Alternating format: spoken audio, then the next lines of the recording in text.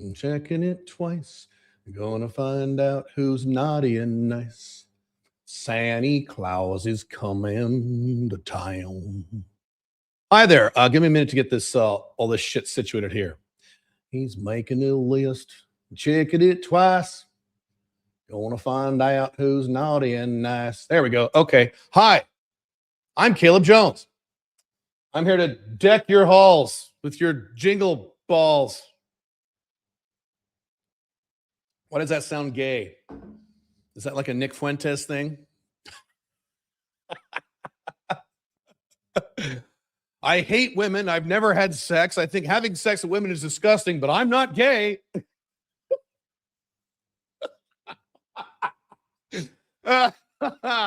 Oh, Western Collapse is funny. I was a little unprepared for this, so hang on a moment here. Hang on a moment. Those of you who are live, if you could put in the chat, if you could both see me and hear me, that would be wunderbar. I don't normally do these live streams, so I'm making this kind of into a big deal. I'm going to go for about 3 hours here. I'm going to give you an agenda in a minute. But yeah, let me know if you can see me and hear me so I can stop laughing and acting like a dumbass. Both see and hear. Thank you. Cool. All right. Wonderful. That's great.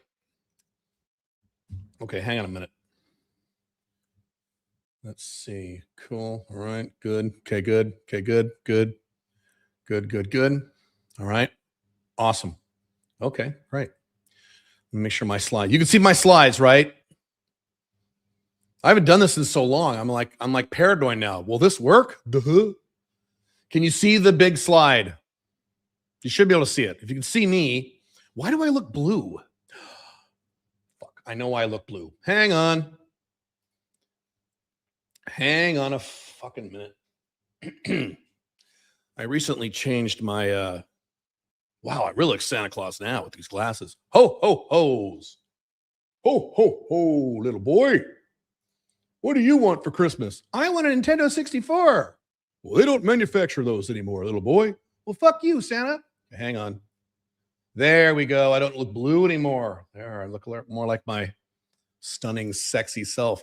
I was watching Once Upon a Time in Hollywood with Brad Pitt when he takes off his shirt. And I'm like, I look just like that. Okay. There we go. I look a little better now. Why does my shirt look funny? I don't care. All right. Half my face is only visible. You're not full screen. Oh, great. Okay, we got to figure this out. Hang on a moment. Show vertical. Yeah, this new software. Okay. Hang on. Hide vertical. Oh, I see. Are you guys who say I'm have chopped off my face? Are you watching this on a phone? Tell me if you're on a phone, if you can see half my face. You're not full screen. Are all of you guys on a phone saying this? It's fine on the web. Aha, there's 2 streams, one for mobile and one for desktop. Oh, no. Okay, so we fucked that up. So if it looks weird to you, go to the other stream. That was an error. We're using a new system now, and yeah, all right. Cool. Desktop seems fine. You sent the link for the mobile stream in the email list. Okay, yeah, we probably did that. That sounds like a me. Yeah. All right, so here's what you need to do if you're on the live stream. You need to go to YouTube right now. Go look up Caleb Jones, Alpha Male 20 or Unchained CEO, either one. Go to live and you'll see 2 streams. Click the one that you're not on. You'll see both of them on YouTube. So go there right now. Go there right now. Go there right now if I look funny. I can try to fix this vertical. Let me see if I can fix this vertical thing. Oh, shit. No. Don't do that. What did I just do? Oh, fuck. Hang on. Okay. At least I can move myself. Click. Remove from stage. Yeah, no, I can't fix that. All right. So once again, if you are seeing me look weird, you're on the wrong stream. I'll have to repeat this 16 times because people are going to come in late. Go to the other stream, go to YouTube, Caleb Jones, Alpha Male 2.0, or Caleb Jones, Unchained CEO, go to live and click the other stream. Cool. All right. Great. Problems are the spice of life or something. Okay. Let me close this vertical one. That's better. Yay. Okay, great. What's the podcast site that has the non-YouTube videos? I will cover that. It's calebjonesblog.com. What a great question. I'm going to cover all that stuff. Okay, how are we doing here? Let me double check. We doing good? We're doing good? Great. Welcome to my wonderful holiday live stream. I wanted to do a special live stream for the end of the year, primarily because I'm going to cover this in great detail. I am moving into a new phase of life as of now. I'm going through a big transitionary period that started about a month ago, and is going for the next few months until April 20th, which is my birthday. And so I wanted to, a few things. One is cover that, and two is cover some other stuff that will help you to plan out the new year and things like that. And matter of fact, let's just go to the agenda here. So this is the agenda for this live stream. I plan on going at least 2.5 hours, if not 3. I'm not going to do this again for a very long time, if ever. I'm sure I'll do it again. I just don't know when I'll do something like this again in terms of live streaming. So I'm going to talk about first a few quick announcements. I'm going to talk about Go Time. Most of you are familiar with that, so I'm just going to buzz past that pretty quick. It's been a good 1.5 years since I've done any updates in public, not through my programs, my private stuff, but in public on my life and my PDMs and the women I'm with and my 5 flags and what I'm doing, give you an update on that. I'm going to do a little thing on how to plan your year and plan your quarter. Then I'm going to give you a sneak peek of the stuff that is coming out in 2026, stuff that I'll be offering to you, stuff I'll be doing in terms of this company. I have a few other companies, but this company, I have very big plans. And then I'm going to talk about the 2026 Caleb World Tour. I am actually coming to, if you're in the United States or Europe, I'm coming to a city near you, and I mean that literally. So you can actually hang out with me. It'll be pretty cool. Talk about that. I am going to cover some political shit that will make you mad. Because if you're a Trump supporter, I'm going to make you mad. If you're a left-winger, I'm going to make you mad because you're both wrong, as usual. And then I'm going to give a little piece at the end, a little chunk of some of my new content, my spirituality and philosophy content, which I'm going to be leaning into heavily next year. I'm going to go through all that great detail. So that's kind of that's the agenda for this live stream. I will try to find time for questions. I'm sure you have a lot. I'll do my best. Let's see. What if you're a libertarian, then you won't be mad? Well, if you're a libertarian, you're already mad because you never got your way. I've said this. If you're a real libertarian like me, there's very few of us left. There's about 4 libertarians left in the whole world. But if you're one of these 4 libertarians left in the whole world, you're always mad because you never got your way. If you're a right winger, you get your way sometimes. If you're a left winger, you get your way sometimes. If you're a libertarian, when have you ever gotten your way? Never. So yeah, that's why you have to leave the United States. So there we go. You can ask questions as we go along, but I may or may not see them. I'll try to open it up for Q&A. Call, say, hey, let's do some quick Q&A, and then I'll answer those questions. Cool? Cool. Okay. Something else. Oh, shit, I forgot to do this. Fuck, hang on. You tell I'm not very prepared for this because I haven't followed my live stream SOP in quite a while. I'm done with these in quite a while here. I got to get some material ready for something I want to discuss in a second. Okay. Moving on up. Here's what I'm going to do on this live stream. I promised I would do this. I'm going to do a drawing at the end of this live stream. I'm going to do 2 of them at the end of this live stream. And again on Tuesday night. You can only enter into 1 drawing. We will delete duplicates. Okay. So here's this going to work. It's going to be a random drawing. I'm going to do this live on this thing. And I'm going to give away 3 prizes per drawing. The 3rd place prize is a $50 credit toward anything I have. There will be some kind of expiration date on it. I don't know what that'll be. The 2nd place prize is a $300 credit on anything I have. The 1st place prize will be a 30-minute one-on-one coaching call with me that is free. And I charge a lot of money for those. So there you go. So at the end of this live stream, 2.5 hours, 3 hours, however long this goes, I will do the drawing. I will not announce. I will email you. My team will email you. I will only announce your first name. I'm not going to give out your email address on the fucking internet. Okay. Here's how this is going to work. 2 of each prizes will be awarded. So right now in this live stream, I'll do this live for those of you live, and those of you watching the replay on YouTube, to give you guys an ample chance, and give you 2 days to watch this replay. I'll give you 2 days. Should be plenty of time, especially this week. You have nothing to do. I'll do that again. So the way this is going to work is this. Throughout this live stream, I'm going to hold up a card with a word on it. I'm not going to verbally say the word because I don't want it in the chat. I don't want it in the transcript for people to cheat. So I'll have a one word on that card. You need to write down that word. I'm going to do this 3 times over the next 3 hours. And I might say, here it is, but I'm not going to say what the word is. Do not say what the word is in the chat. If you say what the word is in the chat, I will ban you off the chat because you're allowing people to cheat. I want people to watch the live stream. That's the whole point of this thing. Okay? See, again, none of my motives are ulterior. I'm telling you why I do everything. Okay? So then, when you have all 3 of these words, these codes, you need to go to tinyurl.com/Caleb contest. I will give that out again later in the live stream. And you plug in your name, your email, and the 3 words. And now you're entered into the contest, into the drawing. Cool? So if you're watching the replay of this, you need to do this before the end of the evening on December 30th. That is Tuesday, December 30th. Midnight PST. So 11:59 p.m. PST is when I do that second drawing. So you do that before then. Do it well before then. If you're on the live stream, you do it now on the live stream. I will give out that URL again. If I don't, then remind me in the chat. I'll probably forget. Like I said to my wife, I'll probably forget. You got to remind me because I don't remember details. You write that down now if you want. tinyurl.com/Caleb contest. It's just a Google form. Okay. Don't do it now because you don't know what the codes are yet. Cool. Cool. Okay. At the end of the stream, I'll do a drawing for all 3 prizes. Right. End of the stream, then I'll do it again Tuesday evening, those of you watching the replay on YouTube, because the vast majority of you are probably watching the replay, not the live stream, which is fine. All right. Okay, I already said that. Do not type in the codes during the live stream in the chat. I will instantly ban your ass if you do, and I will do it with a smile on my face. I love banning people. It's fun.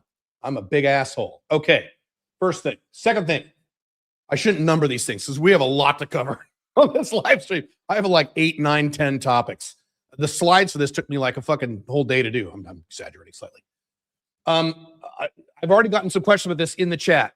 I know it's confusing. I'm going to make this as easy as possible. I've changed the way I've done my social media about 2-3 months ago.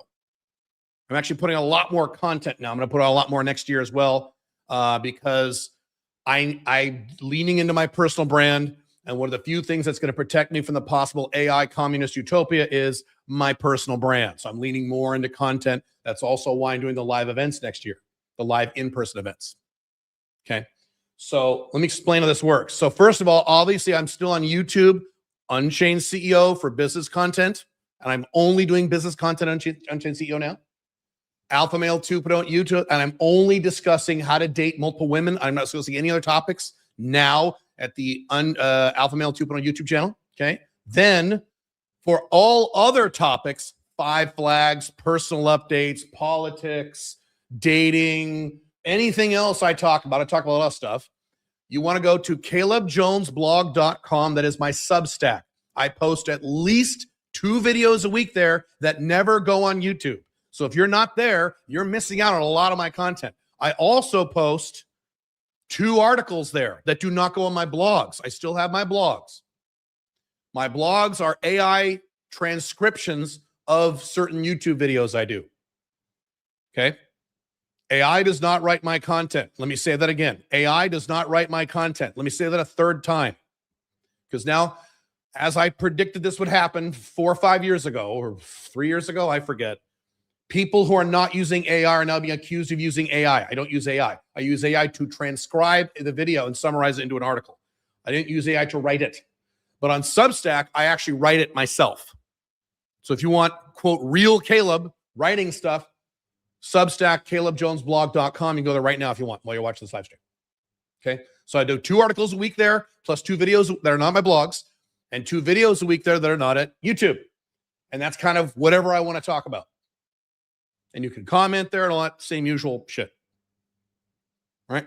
Then, starting about 2 months ago, I used to have all these groups over the internet. I had a Discord server. I had a Telegram group. I had a big Facebook group with like 20,000 people in it. It was too messy.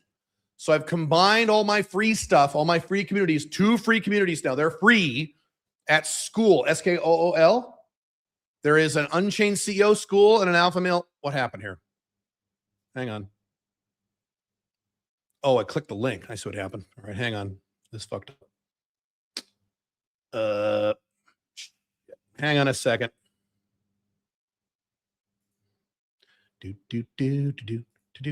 Oh, I see it. Hyperlinked it, and I clicked it, and it went there. Oh, okay. Hang on a moment. Let me fix this.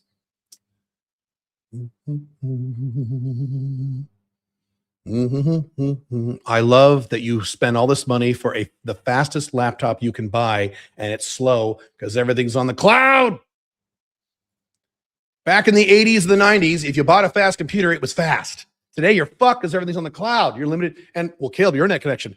I have terabyte fiber here in Dubai. This is all on the fucking cloud. All right. There we go. Okay. So I've got 2 school communities that are free. I am personally involved in these communities several times a week. Me personally, I am there. I am not on any of my other free communities. So if you're on my Facebook group or whatever, I'm not there. I'm here at the Telegram school groups.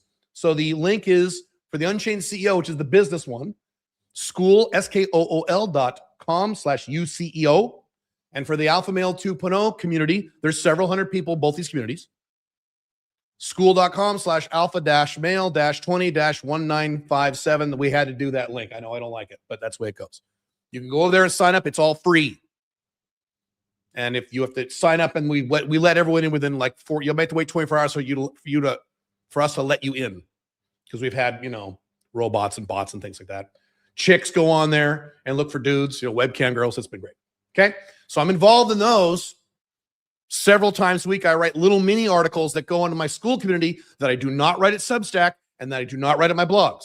So if you want the full Caleb Jones experience, YouTube, podcasts if you want, blogs if you want, Substack, CalebJonesBlog.com, and both school communities, or whichever ones apply to you. Cool? All right. Okay. I see a lot of questions coming in. I'll try to get to those later. All right. Topic number 1 of the day. I'm just going to buzz through this because most of you who are familiar with my content understand this. If you're new to my content, this is going to change your life. If you are old to my content, you're probably not doing this. Matter of fact, I know for a fact most of you are not doing this. You've got to do this. This will change your fucking life. It changed my life. And this is about to start this week is Go Time. Go Time is January 2nd to May 31st. That's what Go Time is. It's a 5-month period. It is the absolute 100% best segment of time every year, 5 months, to make progress in your business life and make more money, and in your woman life to get more girls. Both of these things. It's amazing. If you live in the Northern Hemisphere, I always get Australians. So what about us? If you're Australian, I'm sorry, not quite. Or you live in South America, not quite. But if you live in the Northern Hemisphere, this is it. Let me describe why this is the best time of the year to get things done. And this starts Friday.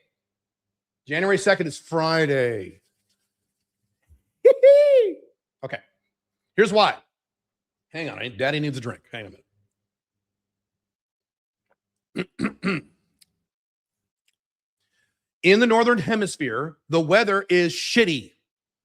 From January to May, it's not that great. So that means that people are available. They're not outside playing. They're not going on vacations. They're all vacationed out from the holidays. They're not out weekends hunting and doing shit. They're not visiting family members or having visit them. That happens in the summer. So in the Northern Hemisphere, January through May, in most regions, the weather is not that great, which means people are home or they're at work working, which means they're available. So women are available for you, and people in business are available for you when you call them or contact them. Number 2, There are no major holidays in most countries during these 5 months. There's some little ones. Yes, there's Valentine's Day, but does Valentine's Day shut down the planet Earth like Christmas does? No. There's Easter.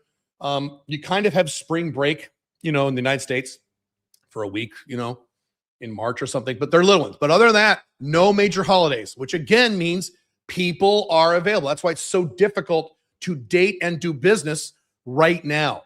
The latter 2 weeks of December are wonderful for taking time off and celebrating shit. I love Christmas. That's good. But they are awful for finding new women if you're a man and doing any business because everyone's on vacation. I was talking to my sales team a week or two ago, and we're all pissed off because we're not going to be able to do any sales. Really not for the next 2 weeks. It drives me crazy because I work with lots of workaholics like me. We're all pissed off. You can't do any work for fucking latter 2 weeks of December. So anyway, but January 2nd, you can fucking kill it. You can murder this shit. These 5 months in business, lots of people in business, not everybody, but lots of people, myself included, probably many of you included, are excited and itching to get back to work. God, I love Christmas, but I don't need Christmas for 2 weeks. Give me Christmas for like 3 days, and then I want to go back to work, make money. So people like me, many people like you, a lot of other people in the business world, they're excited to get back to work. They're focused on business, which means now they're available for you and the opportunities grow for you for business. It's awesome. All the way to May, end of May. It's great. Women. So the great thing about women, January is the #1 best month of the year to get new women. Why is that? Because by January, most women, not all, but most women have dumped their temporary monogamous beta male boyfriends because the holidays are over. And at the bare minimum, they will dump them by November 15th, which is the day after Valentine's Day. That's what women do. I've talked about this by blogs for many years. They boyfriend up for the winter. Winter holidays are over. They're single again, which means in December, January, February, they are single and ready to rock and roll. Great. January is the best month of the year for dating. February is the second best. March and April are the third best. May is really good. So these 5 months are awesome for woman stuff too. New women. Now, if you're like me and you have all the women you need, then it doesn't really matter. But if you're going after new women, go time, baby. So therefore, when you're setting your goals and plans for the new year, especially the first quarter, because I make plans based on the quarter, you need to reflect the fact that this quarter, January, February, March, is go time. And second quarter is half go time. Right? You need to reflect the reality of the new opportunities you have in go time that you will not have starting in June. Because what happens in June? Summer. Weather gets nicer. People start taking time off. Women start traveling, going out with friends, visiting family, like shit. People are hard to get a hold of. Then you have September. So let's see, June, July, August, bad. Or not bad, but moderate, okay? Then you have August, September. People kind of go back to school. September's pretty good. October is okay. November starts to suck. December's terrible. Okay. So therefore, when you're planning, we'll talk about this more in a minute, you need to set more aggressive goals. Your goal for whatever you set, if you plan by the quarter, and you should, whatever goals you're setting for March 31st, I've already planned my quarter, dude. I planned the next 25 years of my life a few weeks ago. Been working on this all December. That's what you do for December. Your objective for March 31st should be aggressive because you get a lot of shit done in your life between Jan 2nd and March 31st for that quarter. Okay. More aggressive standards for how hard you will work and how much you will focus. So I'm already very focused. I already work very hard, but I work really hard in January, February, March. Really hard. I blow my brains out and I get results. Talk about that in a second. You can always cut back or rest in June. When go time is over, then you can take some time off in June. I think that's a pretty good schedule. I think what you should do, this is my opinion. This is not Alpha Male 2.0 or Unchained State. This is Caleb's personal opinion. Caleb's personal opinion is January, you plan right now, you plan in December when nothing's going on. Okay. January 2nd, you blow your fucking brains out. You put your head down and you work your ass off in whatever areas of life you need, woman or business or both, as long as you follow the 2-project rule, okay? You don't put your head up until June 1st. June 1st, then you can dial it back and relax if you want. If you want to. You don't have to. That's my advice if you want to hit it. Here's why. And I have done this many, many times. Many years. I have made the vast majority of my annual income in the first 5 months of the year because of go time. Some years, like a crazy percentage, a very large, I'm not giving you numbers, but large numbers where I'm like, oh, fuck, I don't have to work the rest of the year in June. Now, I don't do that, but I could. And many times I've done this, not lately because I have all the women in my life I want now. I'm trying to reduce my number of women. I'll cover that in a little while later. When I was going after new women, I would get all the women I needed for the year by the end of go time. Many times, and I'm not kidding about this, I would have them all by the end of February. I'm not kidding. I've had years where I got 2 new FBs and 2 MLTRs or whatever, 3 FBs, 2 MLTRs, 1 MLTR and 4, whatever, by early March. And I'm like, I'm set for the year. This is great. Then I shut off the dating machine and I get back to work. Beautiful. This is the stuff you could accomplish with go time, which starts Friday. Or you could be like most dickheads and just sit around and smoke weed and play video games and jerk off to porn and complain on Twitter about politics and do nothing and waste these months. And with the collapse of the West and AI about to take your job, you're a fucking moron if you do that. Unless you're already worth millions of dollars and do whatever you want. But if you're not, or you are hyper flexible, it means you're out of the collapsing West, you live in somewhere in Paraguay or South America, you make your $7,000, $8,000 location dependent, you're good to go. Then okay, you can chill. 95% of you don't have that. Get to fucking work.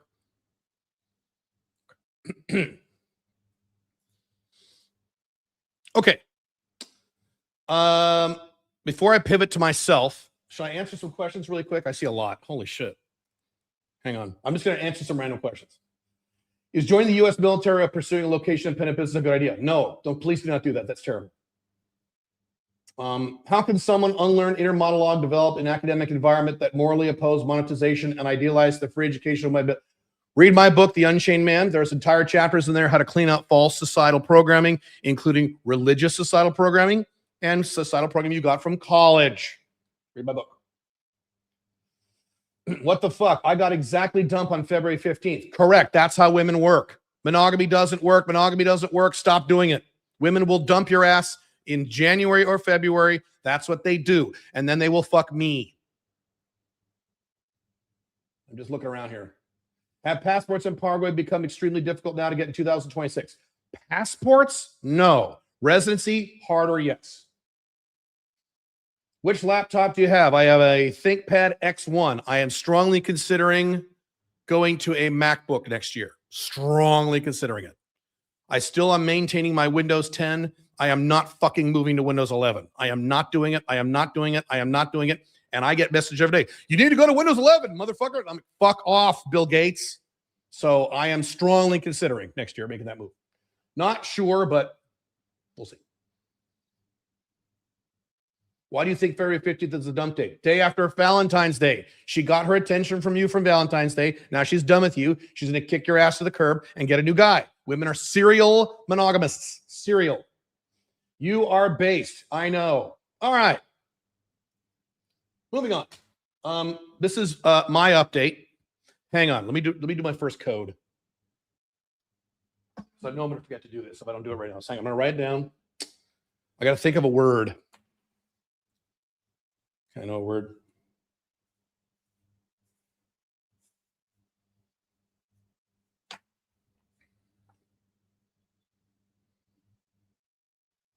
Can you read my handwriting? Don't say this word. Don't type this in the chat. That's the first word. I know my handwriting sucks. It's the 21st century. I type everything. There it is. Okay. Moving on. If you put that word in the chat, I will ban you and I will gleefully laugh with joy. Don't want to buy the Unchained CEO Suite because I have almost all the programs. Anyway, can I buy Mission Blueprint separately? Yes, I'll cover that in a few minutes. Yes. Does uppercase or lowercase matter? No, it doesn't. All right. Because I'm not doing live streams anymore, I stopped doing them quite a while ago. Thank God. I like talking to you guys, but my schedule's got a little more complicated lately. I have not really updated you on what I'm doing in my life, and I know I get a lot of questions about my life and what I'm doing. I will repeat this in a few minutes. If you want details about what I'm doing in my life that I cannot talk about publicly, like pictures of the women I'm with and stuff, you can join the Unchained Action Table. That is at caleb.top/UAT. And I show damn near everything over there to you. And you guys are in the program, you guys know. But here's what I can tell you publicly. So these are my 5 flags updates. So I have talked about how I have a bunch of financial goals and business goals I need to hit ideally by end of this month, December 31st. I've worked on this for 7 years now. And then some minimally I want to hit by my birthday next year, April 20. I know, yes, my birthday is April 20. Yes, I know it's 420, even though it was smoke it. I've heard all the jokes. Yes, I know it's Hitler's birthday. I've heard all the jokes. So anyway, my birthday is April 20. I turned 54 because I'm very young. And I pretty much hit those goals. The ones that I have not hit yet are basically in the bag. They're not like, oh, well, I hit the goal. Yeah, I'm pretty much there. So this means I'm going to make some big transitions now. It's going to take me a few months to make these transitions. Very big changes, some of which I'll discuss during this live stream, some of which I can't talk about. My entire PDM thing I've been working on for 4 years now is part of that transition. That's in my personal life. Health transitions, work transitions, all kinds of stuff to do. So currently I still am maintaining and will continue to maintain my schedule. I spend 7 months a year, every year in Dubai. I'm in Dubai right now. And 5 months a year in Paraguay. And I do that because A, I love both countries. B, both countries are rising instead of collapsing, like the collapsing USA and cuckoo Canada and suicidal Europe and authoritarian Australia. I live in 2 rising countries, 3 or 4, whatever number I'm on. These countries don't tax me, tax-free countries. Paraguay is a territorial tax country. Dubai is a zero tax country. So that's why I live in these countries. And people are happy, and the women are pretty, and the weather's fucking great. And when I'm in these countries, I mean, right now it's super hot in Paraguay. Billy's there, but I'm not. I'm in Dubai where it's fucking great. The weather's awesome. So, yeah, so that means I'm in Dubai from October to April every year, and I'm in Paraguay from May to September every year. Okay? And I'm going to maintain that permanently. That's my permanent schedule. I like it. I've been doing that for a few years now, and it's perfect for me. I love it. Love it. I do miss the people who I miss in the other countries when I'm in the other country, but I'll pay that price. That's fine.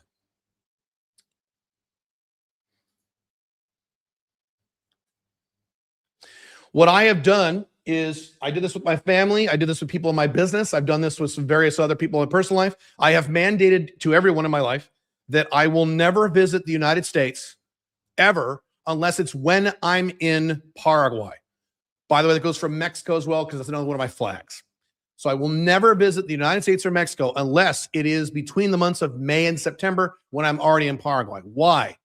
Jet lag and time zones and flights. It's a 15-hour flight from Dubai to the United States, and it's kind of rough. I'm used to doing it. I'm a tough guy. I have techniques for jet lag and stuff. I can handle it, but the older I get, the worse it is. It's not good. I'll do it twice a year when I make the transition, and that's it. I was in the United States for Thanksgiving, helping out Pink Firefly with some stuff. I'll talk about her in a second, and talk to my family. I told my family, I am never doing this again. I'm not doing Thanksgiving. I will see you, but it's going to have to be in the summertime. Because when I'm in Paraguay, I just fly north, and there's no time zone change. It's an easy thing for me. And so my family has actually reoriented. A few other people in my family said something similar. So we're going to have our family reunions now in every July. Unfortunately, they're going to be in Portland, Oregon, so I'll have to hold my nose as I land in there and, puke at all the homeless people and stuff like that. But I've been puking in the United States for about 10 years now, so I'm used to this. So that's a big change. That's thank God. And I will not. Matter of fact, I'm hardcore about this. My brother texted me a few weeks ago and said, hey, I'm getting married again in October. Next year, I want you to come, Caleb. I'm like, no, I love you. You're my brother. I love you. No, I'm not. Well, I'm not coming. Change your wedding date. I didn't say that. I'll send you a gift. I'm not coming. I'm not doing this because that's when I'm in Dubai. No, no, no, no. This is about me now. I'm taking advantage of visa-free and passport-free travel provided by my residencies. So something I have not been paying attention to, this is a Five Flags benefit that I've always had, but I forgot that I had this. This hat is making me hot. Hang on. And not like, the sexy kind of hot. It's getting hot in here, so take off all your clothes. When you have residency, not passports, we equate, and so do I make this mistake, we equate travel, international travel. Did I not button my shirt? I'm trying to do a striptease here on YouTube. Hang on. International travel, visa-free travel with passports. Okay? When you have residencies, you also get visa-free travel and sometimes passport-free travel. For example, if you have residency in Paraguay, and I do, you get a little card called a national ID card called a cedula. Those of you in Paraguay, you already have one. You already have yours. Good for you. And this magical little card allows you to travel to just about, not all of them, but just about every other South American country without a visa and without a passport. You don't need a passport. You can fly to Argentina or Brazil or wherever, just flash your cedula and they let you in. You don't need a passport. Holy fuck. Pretty cool, okay? You also get visa-free travel to several other countries, but you need your passport. If you are a resident of Dubai, you get a little card called your Emirates ID. I am a resident here. I live here, okay? And this card gives you not passport-free travel, but visa-free travel to about 18 countries that normally me as an American would have to apply for a visa for it. I have to go to the embassy or mail my passport and wait 6 weeks and hope they don't lose my passport and fart around and get approved. Like, I'm going to go to Uzbekistan. I keep trying to go to this company and I keep not having time. I really want to visit Uzbekistan and Kazakhstan for investment reasons. Uzbekistan, if you're an American, you got to sign up for a visa and do this visa crap. I have an Emirates ID. I can just go and they just let me in the country. 30 days visa-free access because I'm a resident. So one of the reasons I have not actively hardcore pursued, I mean, I am pursuing them, but I can't talk about this publicly, other passports is that I have so many residencies, I get visa-free access to most of the planet Earth if you combine it with my current American passport. It's awesome. So that's yet another reason you should get a residency, a backup residency in another country. And of course, the four best ones are Dubai, Armenia, Mexico, Paraguay. And there's 3 or 4 other decent ones, but those are the 4 best. Pick one of those and go get one. I'm not hardcore about pursuing any new Five Flags goals at the moment. Yes, that's correct. I am, but it's not hardcore because I'm pretty solid with what I have. Though more passports are definitely in my midterm future. I cannot discuss that, but publicly, I mean. But like I'd be talking to like one of my advisors or 2 of my advisors. I'm like, all right, I want to do for my Five Flag stuff. I want to set up a corporation in this country. I want to get this over here and the passport and resume. And they're like, well, you don't need to because you already have this and this. So this and this already covers that. And if that doesn't work, you have this as a backup. You have so much in place, Caleb. You don't really need this unless you're like Andrew Henderson and you just like to collect these things for fun, which I do not. There's something else I like to do for fun. GIRLS. That's what I like to do for fun. Okay, so, but more passports are definitely in my future. It's just not as urgent as I perceived it to be earlier. Okay. Women update. So Pink Firefly, I did a video of this over at my Substack. So if you're over at my Substack, you already know all this stuff. If you're not on my Substack, go to my Substack, calebjonesblog.com. The plan was for Pink Firefly to come back to Dubai full-time in November. Pink Firefly is suffering from some relatively serious health problems. It's not anyone's fault. It's nothing she did. It would be easier if it was someone's fault because then I could yell at someone and fix it, but it's not. And so she needs some procedures done and some other stuff. She's doing much better now. Thank God, thank God, thank God. But in the middle of all these problems, it was just not feasible for her to move across the world and find an apartment and a 15-hour flight and 27 boxes and then changing doctors and can't do it. So to my chagrin, but I'll deal with it. I live a great life. I really can't complain about anything. She is still in the United States. She will come back to Dubai next year. We're figuring out exact dates. We have like 2 or 3 different options. And it really depends on her health and some other things. Also, she cannot come back to the United States when I'm in Paraguay, because if I'm in Paraguay, I can't fly to the United States and go to Dubai. So she has to come back to the United States either before April or October next year when I come back. It sucks, but she's coming back. So that's good. I have not spoken about this in about a year and a half. I have 3 PDMs. These are 3 relationships with 3 women. Pink Firefly is one of them. I have one in Dubai now. I have one in Paraguay now. And I have Pink Firefly in the USA who will be coming to Dubai. These 2 new PDMs, they're not new, but they're new to you guys, are officially confirmed, but they are not locked in. So let me explain this, how this works with PDMs. Maybe someday I'll write a book. Confirmed in the PDM parlance means this is someone you've known for many, many, many years. She is a known quantity. There are feelings between the 2 of you. They're much more than an FB. You have explained the entire system to her, and she has agreed to all of it. That's confirmed. Okay? Locked in is a little different. Locked in means once she's confirmed, she has experienced several jealousy spiking events. Because that's a lot to ask of a woman. Hey, I'm going to be with you, but I'm going to be with 2 other women too, who I also have feelings for and have a relationship with. OLTR with FBs on the side, that's an easy sell. Almost all women will do that these days. Damn near all of them, all over the world. Easy sell. PDMs, much more difficult. I've been working this for several years for a reason. So that's a difficult sell. So if they agree to it, they have to go through a events where they feel really jealous and they go, I don't like that Caleb's with this other girl and doing this. And they stay with you. So they overcome the hump of the jealousy event. When I was in when I was in the United States in November with Pink Firefly, my Paraguay PDM was messaging me, and she's like, "Oh, what are you doing?" I'm doing that. She's like, "Are you with Pink Firefly?" I said, "Yes, I am." And she said, I got to be honest, I'm so jealous. This just makes me so jealous because she's so pretty and blah, blah, blah, blah, blah, blah, blah. I said, I understand that. And to her credit, she says, I know I'm jealous for cultural reasons. I'm a traditional Paraguayan girl and Catholic, but she survived it. So that's good. Now, she locked in? No, but soon. I think the odds of the Paraguay PDM being locked in within the next 6 months is 90%. The odds of my Dubai PDM being locked in the next 6 months are about 80%, maybe 75. She's in a much different scenario. She's got plenty of money. She's less needy and more confident. So we'll see what happens. But the odds are pretty good. So I'm very happy. So I have that. This is going to be the complicated part. I didn't plan it this way. I did not plan it this way.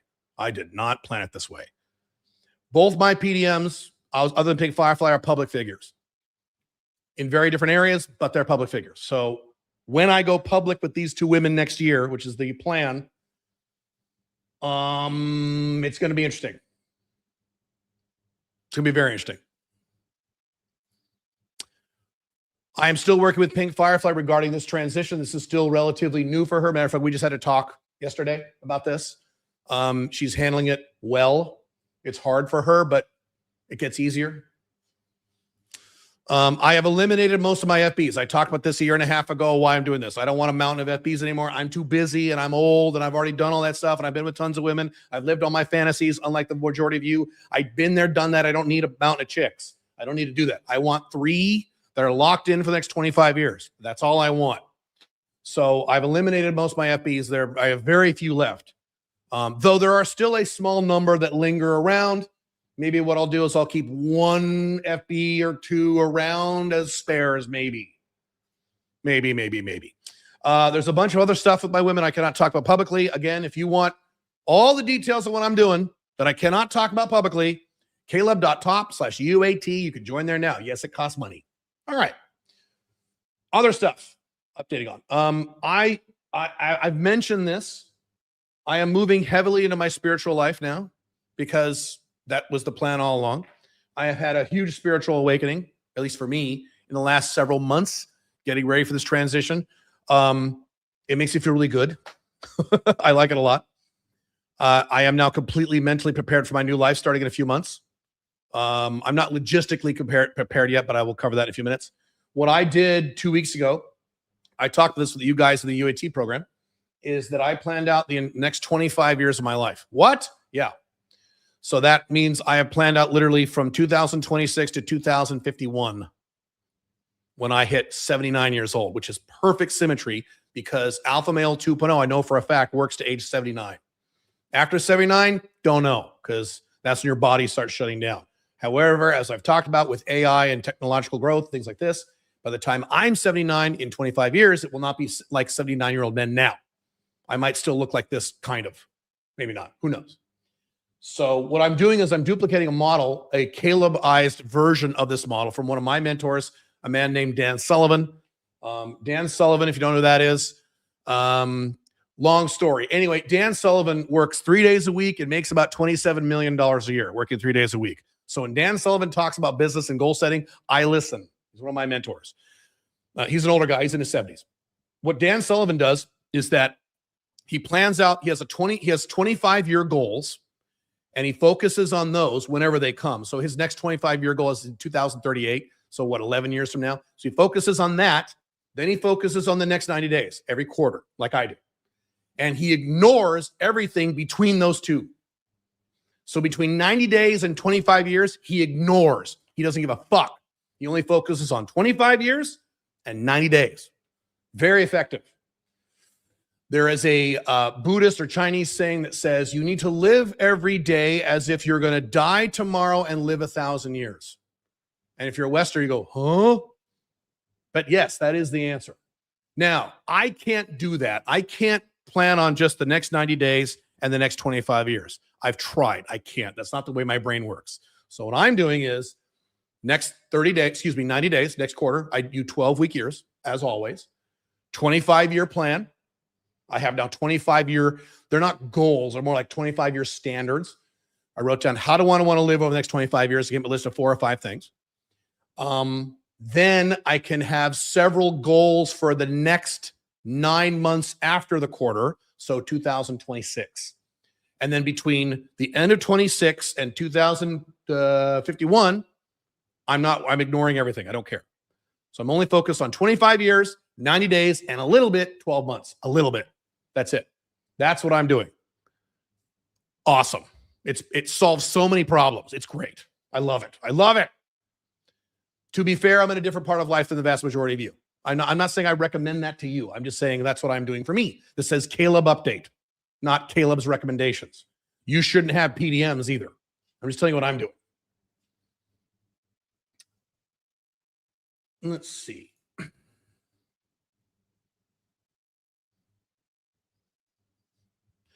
I'll answer a few questions in a second.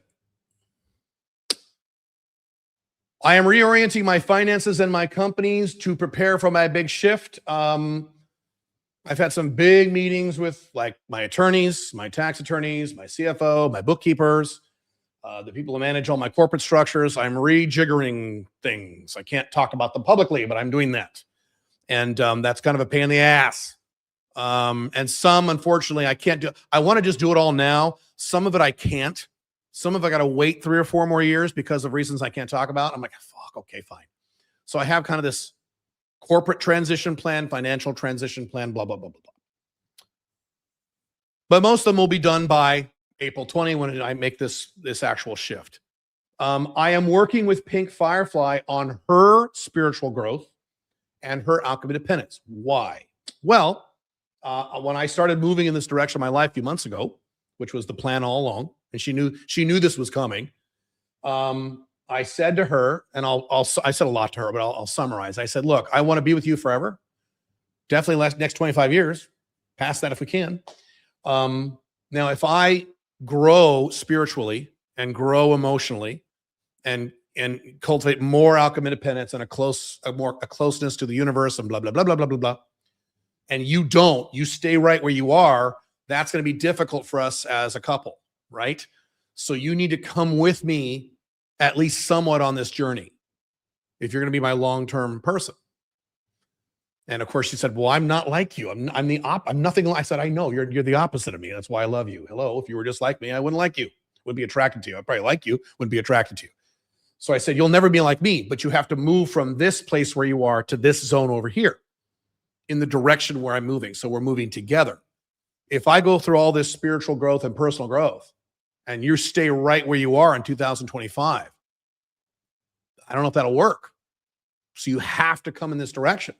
I said, no, I'm an alpha male 2.0. I don't tell women to do. You don't have to, but I'm telling you how I feel. And I said to her, you know, she's in her mid 40s now. She still looks like she's 29.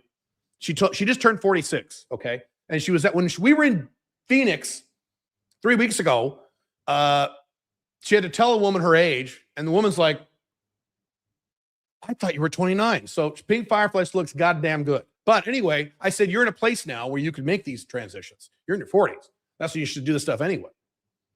And she goes, yeah, I agree. So she agreed to all of it. So we're regularly meeting over Zoom and we're doing a spiritual class together. Caleb's class, not a class we're taking. So weight loss and health games still going, but I have a very different attitude about this. This is a very big topic. I'm just going to summarize it. I could go 2 hours just on this topic alone, which I won't because I'm not a weight loss or fitness person, obviously. It says, thinking and acting like a person who's been skinny his entire life. So the reason that people struggle losing weight, people have psychological problems with food, which I've discussed many times, is one of my issues. It's probably the issue. And or people who lose the weight and gain it back. Okay. The reason they gain it back is because they're still thinking like people who are trying to lose weight. Here's an example. One of the weight loss coaches I really like, I forget his name. Bishoy Kella is my favorite. This guy's my second favorite. I forget his name. If I remember it, I'll give it to you. He's on Instagram. He's a real skinny guy now, but he lost a lot of weight. And he said, I could tell immediately people who've lost weight who are going to get it back because I can tell with like 95% accuracy. And he goes, what you do is you watch them order food at a restaurant. So someone who is losing weight or someone who's lost a bunch of weight and they're trying to keep it off, when they order food, they'll say, okay, is that cooked in butter? Or is that cooked in oil? Oh, it's in oil. Oh, seed oils are bad. I get. Or like, so that salad, the ranch dressing, does the ranch dressing have sugar in it? Oh, I can't eat sugar. Oh, you better put it on the side. They lose their shit and they freak out when they order food. And his point is, and he's right. If you think about this, take a person who is skinny and has been skinny their entire lives. They've never had a problem with weight ever in their entire lives. How do they order food? They just order food. With rare exceptions, there's always exceptions to every rule. But the vast majority of these people, because I know a lot of these people, they just order a salad. They don't give a fuck. And if they get the salad and the salad dressing is mixed in with the salad, they go, oh no, they mixed the salad dressing. I got to take this back. Can you take this back and give it to me and put it on the side? They don't do that. They just go, okay. And they eat half the salad. And if they want dessert, they'll order a fucking piece of apple pie. And they'll eat. Now, maybe they'll eat half the piece of pie. They just eat. They don't worry about this stuff. They don't obsess over things that I've been obsessing about for 10 years. They don't obsess about calories and cheat days and macros and carbs. They don't do that. They just eat because they know how to eat. So part of my spiritual stuff, maybe I'll talk about this in a few minutes, is knowing, and this is not just spiritual. This is the part of life that I'm in now. I'm already the man I want to be. I already live the life I've always wanted to live. Financially, sexually, internationally, with my work, my health. I'm very healthy. I'm overweight, but I'm very healthy. I live a great life. I'm already the man I want to be. And so I am moving in a direction where I am achieving things, not because I want them, but because of who I already am. Does that make sense? I know it sounds weird. It's part of the spiritual stuff too. So that. Okay. We're doing on time here. I'll do one more slide, then I'll answer some questions.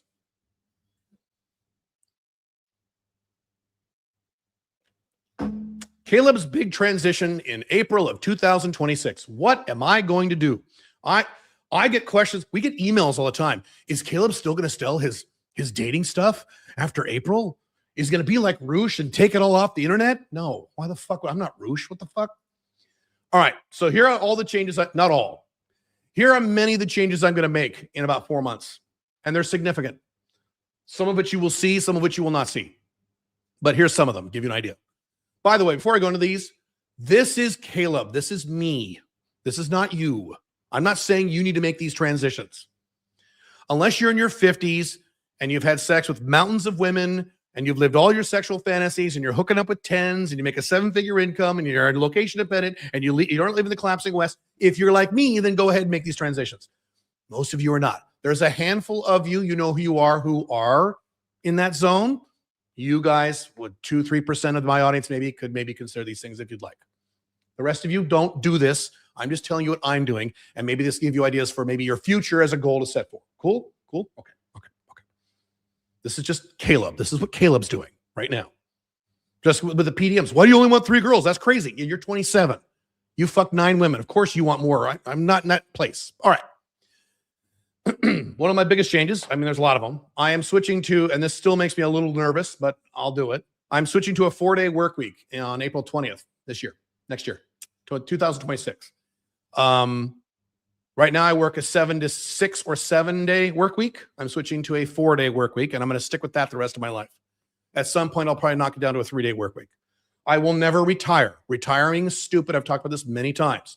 Don't fucking retiring is a concept for 9-to-5 employees who hate their jobs and don't have their own businesses. That's what retirement's for. It's not for people like me and you. Retirement's insanity. You'll get a heart attack and die. It's stupid. But I am cutting back to 4 days a week. Now, what's interesting is that I used to have 35 years ago, I used to have a 4-day work week. So in my first marriage, when my kids were little, I wrote about this in The Unchained Man. I had an office with 4 employees. I got rid of my employees, shut down the office. I worked out of my home, and I worked less hours and made more money. It was great. That's when I learned, oh, wow, you don't need an office. This is great. This is way before COVID. This is like early 2000s. I made this transition 25 years ago. And what I did back then to be a dad, because my kids were little back then, I want to be present for my kids, is that I worked Monday to Thursday. I took Friday off, Saturday off, Sunday off. So I worked a 4-day week. Now, the problem is, didn't do that for very long because then I'm getting divorced and going through all those transitions. So in a way, I'm kind of going back to what I was doing 25 years ago. Although 25 years ago, I was making a lot less money. And I want to not only maintain my income, I want to keep increasing my income, which is going to happen. So that's one thing. This means, big change for me, I will finally have a recreational life and a social life again, which I haven't in a long time. 3 days a week. I'm going to have to fill that with stuff. By the way, what am I going to do during those 3 days? I'm going to cover that in a second. I am not going to sit around and watch movies and TV shows. Are you insane? I'm not going to jerk off to porn. Are you insane? I'm not going to do those things. I'm not going to smoke weed. Video games, yes. So I'm going to start playing video games again. To a degree. I'm not going to play all day and all night. But I haven't played a video game since summer of 2018. I have not touched a video game on a PC or a console since 2018 because I'm committed to my goals. I'm committed to my mission. I know who I am. But I've been playing video games outside of that my entire life, since before many of you were born. I was playing Atari 2600 back in 1981. And I love them. I was playing Ultima 5 in 1987. It was great. So what I'm going to do is start playing video games like I did before. I'll set a timer for an hour, hour and a half, play, and then do something else. But what that means is, I was just looking at these the other day, I'm going to have to get a gaming PC desktop, like a big badass like Alienware. Ooh, cool. Problem is, I'm going to need 2 of them, one for Dubai, one for Paraguay. So I have to figure out, do I ship them both to Dubai, set them both up, and then take one with me to Paraguay? Or do I get one and order the exact same model down to Paraguay? And it's going to be a fucking mess, but I'll figure it out. So I'm going to have one gaming PC, souped up, badass, amazing gaming PC in Dubai, one in Paraguay, one where I can save my save games on the cloud. Awesome. I'm going to play Civilization 5. That's one of my favorite games of all time. I'm going to finish Pillars of Eternity 2. So I never finished that fucking thing. That's what I was playing in 2018. I'll play a little bit of Alien Isolation. And then I'm going to play Baldur's Gate 3. Because now I don't play games when they're first released because they have a bunch of bugs. I wait 2 years. My daughter, who is also a nerd like me, she's like, when are you going to play Baldur's Gate 3, Dad? Oh, my God. Okay, I'll play it next year. So that'll be fun. But again, I'm not going to sit on my ass and play video games all day or all night. I have a life. I have a mission. I have goals. I'm a man. But I will play a little bit. I also will keep building my spiritual life, which is very important to me now and has been a wonderful experience for me. And I'm just getting started with this. I'm going to say it makes me happy, but I'm already really happy. So it makes me more happy. I don't know, a different kind of happy. I don't understand it, but it's good. It's nice. Well, one of the reasons I'm excited to share it with my wife and things like this. So it's great. I'm writing a book. Don't worry. I'll cover that in a sec. I haven't made the final decision on this, but the odds are good. I'm going to buy a house in Paraguay. You can buy a house in Paraguay for really cheap. You can have a house built, high tech, all the modern shit. 2-bedroom house. That's all I need. 2-bedroom house, or maybe 3. No, I want 2. 2 big bedrooms. 2-bedroom house, $75,000 in a fancy neighborhood. Ooh. So Billy, by the way, her plan is to move to Paraguay full time in 2026. She'll actually be moving there. She'll be traveling still, but she's actually moving down to Paraguay. I'm going to stay there my usual 5 months. So I haven't made that solid decision. I'm talking to my attorneys now. Odds are good. If you build it, it's going to take fucking 2-3 years. They move very slowly in Paraguay. And my concern is if I build a house, I don't know the neighborhood because it'll be built. And my challenge at Paraguay is barking dogs. It's a Hispanic South American cultural thing. Dogs bark all day and all night, and people don't care. I don't like that. I want somewhere quiet because I'm an old man. Get off my lawn, God damn it! So I don't know if I buy a house that's a little further out of Asuncion, or if I build one a little closer to Asuncion. There are some developments on the other side of the river. I'm looking. I don't know. We'll see. I got plenty of time to figure that out. If I don't buy a house this year, maybe I'll buy one next year. I don't really care. I'm picky. The older you get and the more successful you become, the pickier you get.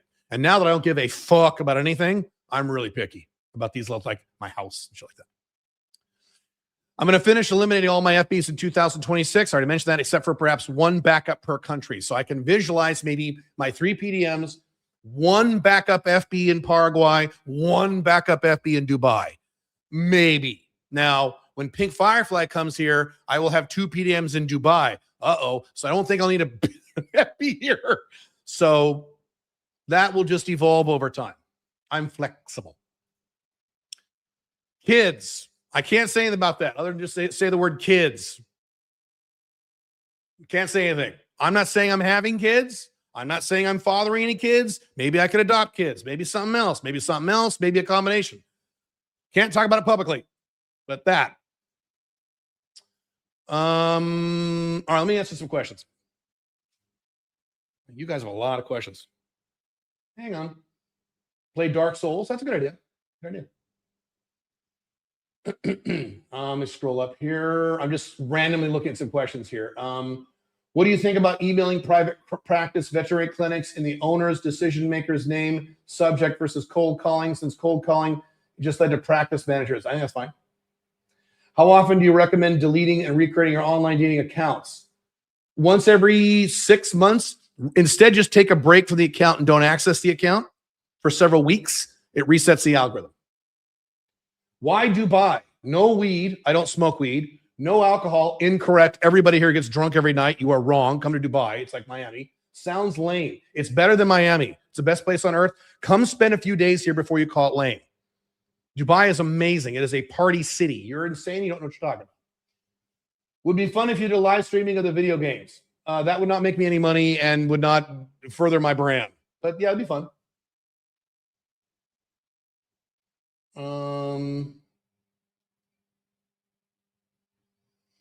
My school friend snubbed me at my lowest with his friend's business decade ago. Now I'm popular locally, offered to work with me. $500,000 deals. I ignored him, torn between dignity and learning. If someone snubs me, I'm moving on. That's up to you, though. If someone has a personal brand, can they go into different topics and create a new channel, podcast brand? No, unless you have a giant brand. Fresh and Fit. Okay, you're not as big as Fresh and Fit. Don't they have millions of followers? Do you have millions of followers? Or go ahead. Otherwise, no. Don't. I want to have a family. I'm going to be 30 next year. If I stay in Colombia longer than 6 months, I have to pay taxes, correct? So can I be a good dad if I'm out of this country for 6 months a year? I have a blog article about that. Can you be a good dad internationally? Read that article. 6 months is pushing it. That's tough. It's pushing it. The answer is maybe. That's really hard, but it's maybe. It's not definitely yes or no. Is our Italian godfather back online? I had a guy when I was doing technology consulting. He spoke like he was like out of The Sopranos. And he owned a chain of pizza restaurants. This is back in my 20s, right? So I go in there to fix his computer. Hey, man, I'm going to fix your computer. All right. Uh-huh. He's like, oh, yeah, Mr. fucking computer guy. How you doing over here? You going to fix the fucking computer, Mr. Computer Guy? He actually said to me at one point, he's like, I need you to fix my fucking color printer over here. My color printer over here. I was like, why do you need a color printer? He goes, porno. I need that grainy detail with the nipples when I print the nipples. True story. Why consider buying a house instead of always renting? Parking chunks of money seems like a lost opportunity cost. It's only $75,000. To me, that's not much. I don't care. If it was $500,000, you're right, I wouldn't. Have you dated a trans woman? No, thank you. When's your birthday? 4/20. What was the cause of your spiritual awakening? It was the plan all along. I've been playing this for 7 years. You pushed this notification, Unchained CEO School, but not the Alpha Male School group. Okay, I'm sorry. Down the line, if someone makes a very high six-figure income and wants to have 4 to 6 kids, could that be a viable option, providing the father is very present, gives financial, emotional support? I don't understand your question. Let's say you recently got to lock in with an MLTR. She comes over and you're going to go out on a date. Is it better to have sex before the date or after? After. It doesn't matter. Okay, a few more questions here. Isn't buying a house a violation of 5 flags? Somewhat, but it is not my primary living flag. My primary living flag is Dubai. Only in Paraguay 5 months a year. So your primary living flag is where you spend more than 6 months a year, per the guy's point about the taxes. So it's a gray area, but yeah, it's all right. If I was living there 12 months out of the year, that'd be a definite violation. Yes. Yep. Top 3 books you suggest and why? Go to my blog. Top 7 books every man should read. Did you miss my questions? I probably did, yes. Do you recommend any spiritual mentors or books? I don't want to talk about that on this live stream. Maybe later. Gold, Monero, or platinum in 2026? Gold, Monero, or platinum? Bro, all 3. I'm hitting all 3 of those. I'm already in them. All right. Take a drink here. How are we doing on time? We're an hour into this. Okay. If I missed your questions, I'll try to circle back later. We'll be on here for a while. Didn't you want to have a 3rd location in Asia, or am I mistaken? Yes, that was the original plan several years ago. And once I solidified 2 homes on 2 sides of the world, I realized that was complicated enough for me. And at my age, I want simplicity. So I canceled the plans for a 3rd home. But you were right. Originally, my plan was to have home base in Dubai, 1 home in South America, 1 home in Southeast Asia or Hong Kong or somewhere in that region in Asia. Yes. I scrapped the idea of an Asian home. I don't want to do 3 homes. I'm too old.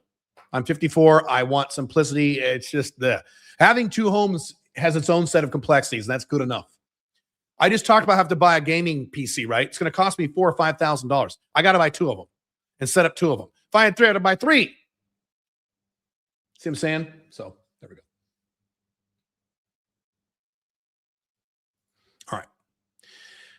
Here's how I'm looking at this in my life. And again, this is me. I view this as 2 games. So game 1 was between when I was born and age 54. That's game 1 for me. That's when I was learning how to be the man I wanted to be. So that was my research and development period. Finding out what worked, finding out what didn't, being a man, financially, in business, with women, physical health, happiness, outcome independence, mission, international, 5 flags, all the aspects that are important to me and that should be important to most of you. And I view the first 54 years of my life, the first half of my life, so to speak. Brian Tracy talks about your first half of your life, 50, because you're probably going to be 100 with technology, blah, blah, blah, blah. This is the part of my life where I learned how to be self-actualized Caleb. It took me 54 years when I turned 54 in April. Okay. So that first half, game 1, is where I built scaffolding to prepare. That's how I view this. Did I accomplish a lot of things in my first 54 years of life? Yes, I did. But was I the exact man I wanted to be? No. Close. Damn close.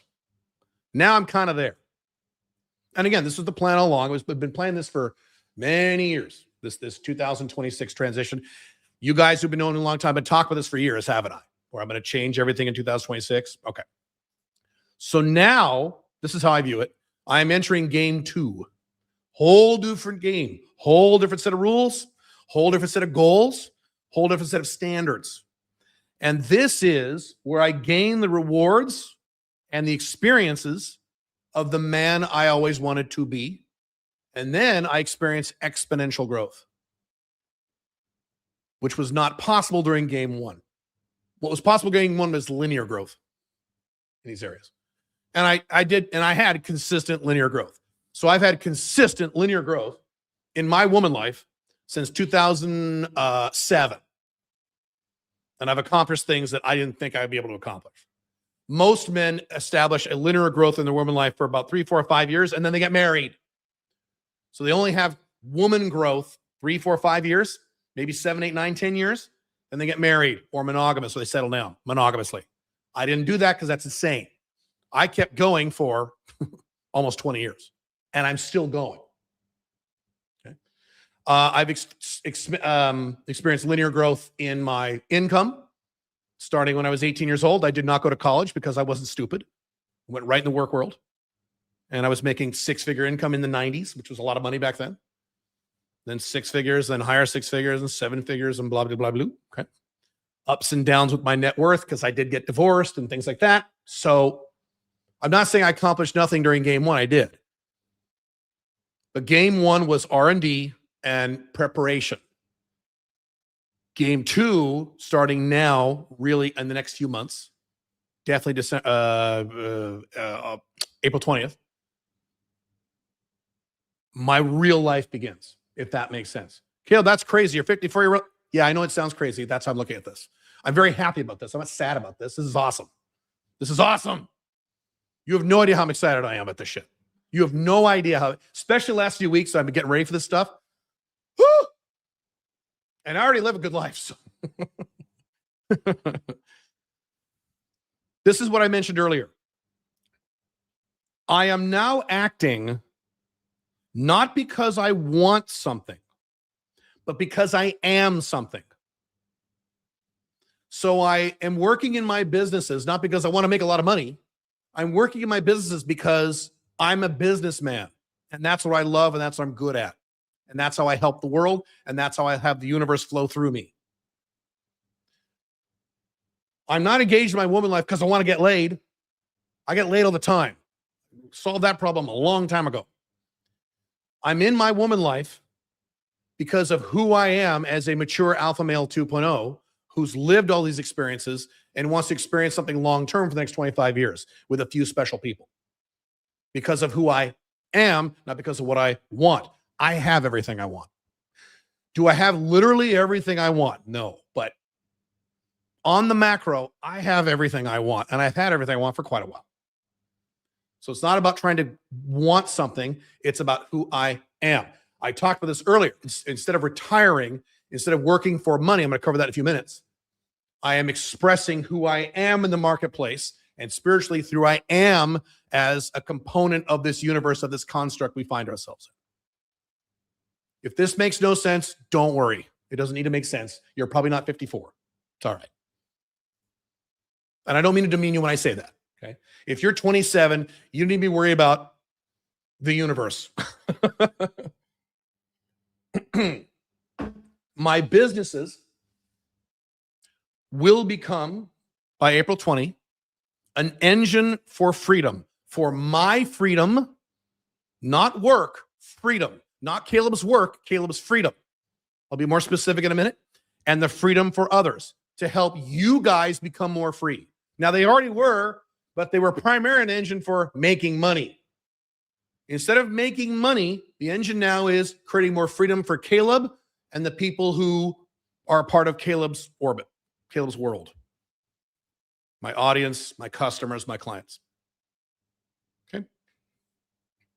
Rather than a means to create income. Will my businesses continue to create income? They will make more money. How do I know this? I have talked to multiple people who are financially successful, and they've all told me, people who are financially successful now, they said, once I stopped trying to make money and just did whatever the hell I wanted, because that's what I want to do in my business, in terms of business, I made way more money. My income just shot up like a fucking cannon. That's how this works. Now, if you have no money, that doesn't work. You need money. But once you have a certain level of money and you say, I'm not going to do this anymore, there are several of you in my audience, more than several, you guys know you're at that point. You've made your money. You've made plenty of money, or maybe you're about to have an exit. There's about, God, I'm talking like 6, 7 different guys who are about to have exits. You're about to do an exit, get a mountain of money. Guess what? Now it's time for you to build a business that you want and not worry about money. And guess what? You'll make more money in the second business than the first business. I've seen it over and over and over again. So I am going to make more money. It's guaranteed. But that's not the objective of what I'm doing. I'm doing it because of who I am, not because of what I want. So the way I'm structuring this for myself is starting April 20th, when I go to this 4-day work week. I might do the 4-day work week sooner than that. If I'm feeling good about where things are in terms of my delegation and my operations and things like that, I might go to my 4-day work week in fucking, March, February. Don't know. But the deadline, what's going to happen about what? And I've told everybody this. I'm going to a 4-day, not 4 hour. It's Tim Ferriss. 4-day work week, April 20th, no matter what else happens. I don't care what's going on. It's going to happen, period. So what I'm going to do is, this is how I've structured this. I have a passion engine and a cash engine. So the passion, do I have it on here? Yeah, so the passion engine are things I'm doing in my business, projects that I'm working on, things that I'm designing, things that I'm selling, things that I'm marketing, that I want, that I like. And I don't care how much money they make. I don't give a fuck. One of the things is a comic book. Do I expect to make a lot of money in a comic book? No. But it is going to be a funnel, so it actually will make money on the back end. Anyway, it's because I want to work on it. Not because I think it'll make any money. I don't care how much it makes money. The passion engine, okay? But then I have a cash engine. So the cash engine is stuff I do for the money. Make sense? So I'm going to spend time in the passion engine doing the passion projects. And if they make money, great. If they don't, I don't care. And then I'll spend time in the cash engine, and that needs to make money. That needs to have a definitive ROI. I'm going to do both. So currently my plan is I'm going to work 4 days a week. 3 of those 4 days will be in the passion engine. 1 of those days will be in the cash engine. Working on projects for the money, because I know they make a lot of money. And the other 3 days will be things I want to work on irrelevant of the money. And again, I have a feeling what's going to happen is within a year or two, my passion engine will be making more money than my cash engine. I could be wrong. That's why I'm doing the cash engine, just in case. Because I can't definitively say that. I can't definitively point to a spreadsheet and say, this is definitely going to, I just know spiritually and in my heart that that's probably going to occur. But in case it doesn't, I have Alpha Male 2.0 is about redundancy. Make sure I'm covered. So that means if you think this through, I'm going to have 3 days off of recreation, real recreation, not jerking off to porn, not playing video games all day, not watching TV, not watching movies. That's not recreation. That's bullshit. Recreation, recreation. That's where the word comes from. Hiking, going outside, spending time with my PDMs, spending time with friends. I have friends now. Amazingly, I have fucking friends now. Playing games like chess, meditating, swimming, shit like that. Spending time with animals. Real shit. So 3 days a week that, 3 days a week in passion, and then 1 day a week in cash. Perfect. I still have financial goals, but they are part of my 25-year plan and thus less urgent. So I have financial standards for my 25-year plan. I don't have goals. It says goals. You can't set goals for 25 years. You can't set a financial goal for 25 years from now. We may not have money in 25 years. Are you kidding? With AI? Okay. But I can have standards. Here's how I choose to live. Here are my minimal standards for these things in my life over the next 25 years. So I have standards. So I have financial standards. Instead of, I will make X in 2051. You can't do that.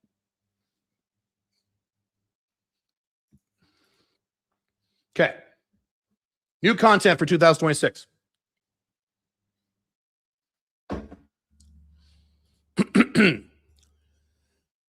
This is my big shift in content. It's big. I've never done this before. It may damage my brand. It may damage my income, but I don't care because I want to talk about it. So I never would have done this 5 years ago. Now, no problem. I don't give a fuck. Here's what's going to happen. This is where it gets sad and dangerous. And this isn't anything new based on my content. Because of a number of things that are occurring now and will get worse over the next several years.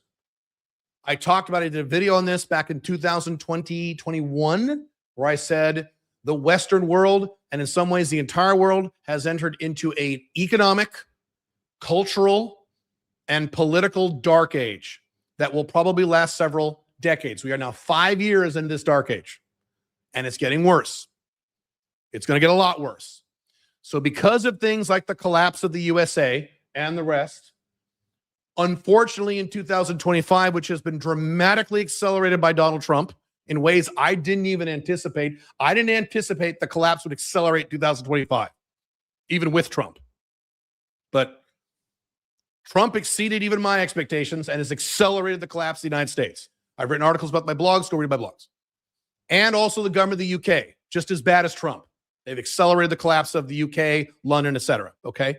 Because of these things, because of AI potentially destroying up to $100 million jobs, 100 million jobs. We don't know the exact number, but it's already happening now. It's already happening now, just like I said it would happen 3 years ago. And people said, no, it's not, Caleb. Okay. Because of what may happen, this is a maybe, where we converting to a cashless, moneyless society where AI takes over the economy of the first world countries, and we have a UBI, universal basic income, or an AI communist utopia, which will be disgusting for people like me, but great for losers.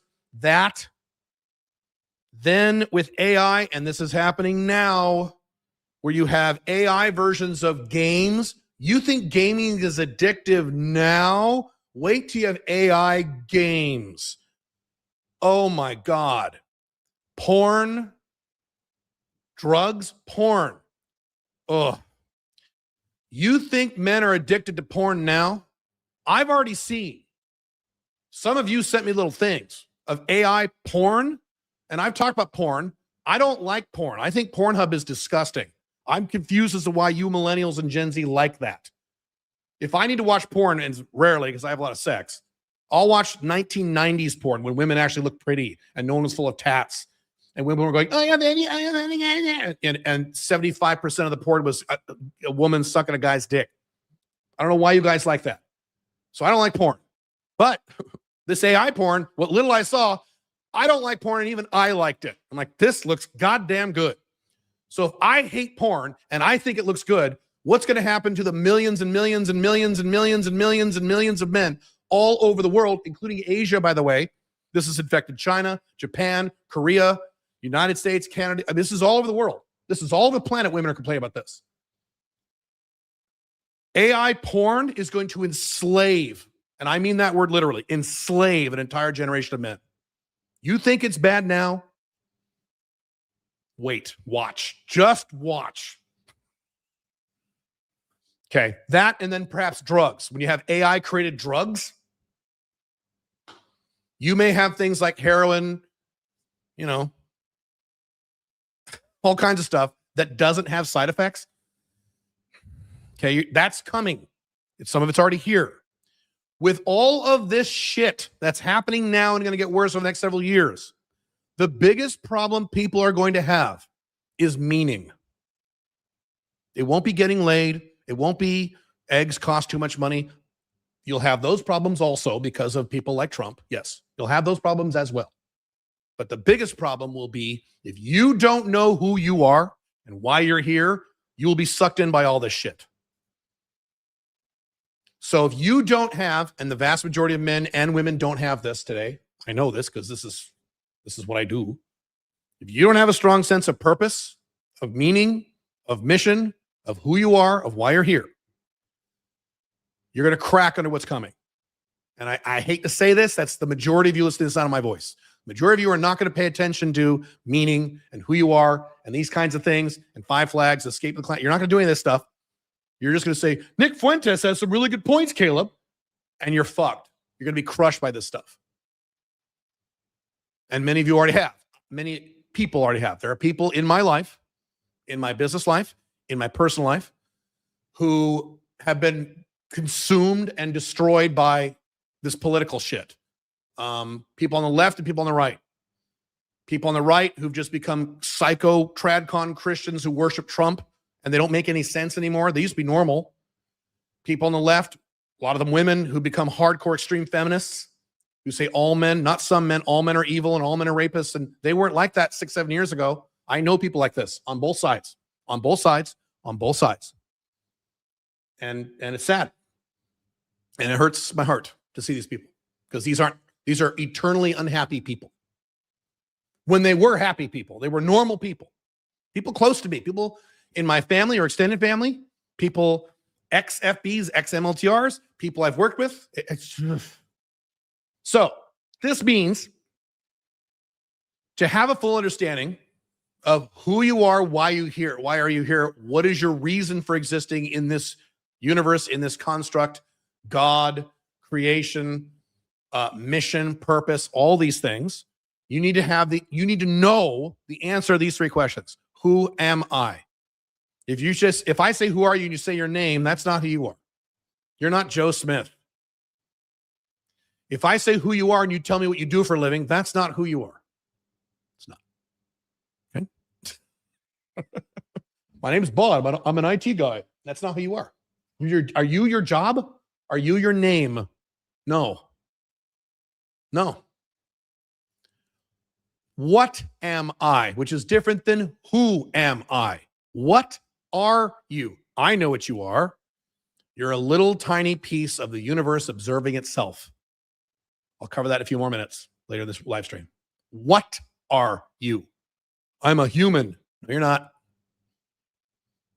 Or if you are a human, what is a human? Why am I here? Why do you exist? Why were you created? Why were you born? Now, you weren't created, you were grown. Why were you grown? Why? Why did God or the universe or Allah or whatever term you like, why did he create you? To have babies. That's not why he made you. That's not why he made you. That's why he made humans to perpetuate the species. You're right on that one. Why did he create you? There's a reason. I'm going to cover this in a little bit. I'm going to answer in a very quick way these questions for you so you can get started on this journey. If you don't know the answer to these 3 questions, then all this garbage is going to destroy you. You'll be like the common joke. You'll be the swimming in the next to the Titanic is going down. You're in the ocean. You're drowning. And your last words will be, but Kamala would have been worse. And then you'll drown and die. That'll be you. Or if you're left, we're going, but men are all rapists. Okay, great. So my content in 2026 is going to shift into helping people answer those questions. Purpose, meaning, and mission. I've already done a lot on mission, so I'm already ahead of the game. And if you're in my audience, if you've been reading my books and stuff, doing my courses, whatever, you're already way ahead of the game, which is great. We had a really good mission workshop a few weeks ago, didn't we? It was really good. You guys really liked it. I was shocked. Great. So you're ahead of the game on that. Not enough. Is mission why you're here? Sort of. You also have purpose, meaning. The meaning behind your mission. This gets really deep. So that's why I'm here. Part of my mission and my purpose is to protect you from all that garbage. Protect those of you who are willing to do the work to protect yourselves, which is only 10% of men. As I've been saying for 20 years, I'm not here to save men. I'm here to save 10%. 90% of men are going to say, let your women fuck other guys. I would never, Andrew Tate said, and then they're going to be angry the rest of their lives. So, yes, I will still talk about dating and business to a degree. I'm not going to let those topics float away. Those are critical too. You need to be having sex if you're a man, period. You need to be making location-dependent income from your own business that you own and control, period. These are non-negotiables. So yes, I will still be discussing those topics. Yes, yes. A lot of you are terrified I'm going to stop talking about these things. I'm not. What do I say in The Unchained Man? Those who read that book, my primary book, The Unchained Man, alphamale.book.com. What do I say? The primary foundation of your long-term happiness as a man are two things: sex and money. You need these things. You don't need $1 billion. You don't need to hook up with 100 girls. That's not what I said. You need to have regular sex and good, strong location-dependent income as a baseline for life. Then when you have that baseline, then you can explore things like meaning, purpose, spirituality, having children, family, shit like that. Okay.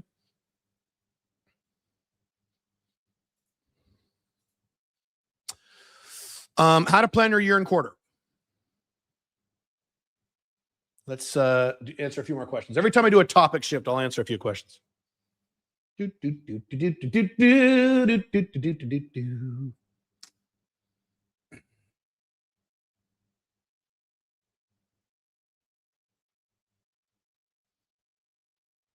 You're really a Lowell, you're really a never Trumper? No, a never Trumper is a Republican. I'm not a Republican. I'm a libertarian. Therefore, I hate Donald Trump. With one bill, he increased federal spending by $4 trillion, which is more than Joe Biden. So yeah, I don't like Trump. If you like Trump, then you must like authoritarianism and big government, because I don't. Let's see here. Do you see opportunity within that for the guys who don't fall into those trends? AI porn. Opportunity for what? If you won't fall into the porn, you're going to fall into something else. What happens if you get fired? AI takes over your job, and then you get UBI. The government's going to pay you $500 a month to live in a little tiny studio apartment. What's the meaning of your life at that point? That, for example, not just AI porn. I listed 7 or 8 things. Have you also noticed the West people's attention span is getting worse? Yeah, I did an entire live stream a few weeks ago. Go look at my Unchained CEO channel, 100 reasons why the United States is collapsing, and I cover that in detail. The average Westerner has the attention span less than that of a goldfish. Scientific fact, go watch that live stream or read my book, Freedom Fortress. Yeah, it's not that I've noticed, it's true. That's some Alan Watts you're throwing down there. Yes, Alan Watts is fantastic. I've been consuming his content for a long time. Mm-hmm. What opportunity do you see for the guy? Okay. Have you also noticed the way? Okay. Are you a fan of Dave Shapiro AI? Yes, I love Dave Shapiro. I like him a lot. I don't agree with everything he says, but I like him. Yep. I've seen all these things, and AI porn specifically is getting to a crazy level, even animated one. I think this is new content, and purpose is something I really need. Cool. Time for the next secret word. Thank you, James. You're right. Let's do that. I got to make it up on the spot. Let's say, what's the secret word? The secret word is, let me think this through. It can't be something I'm seeing. Okay.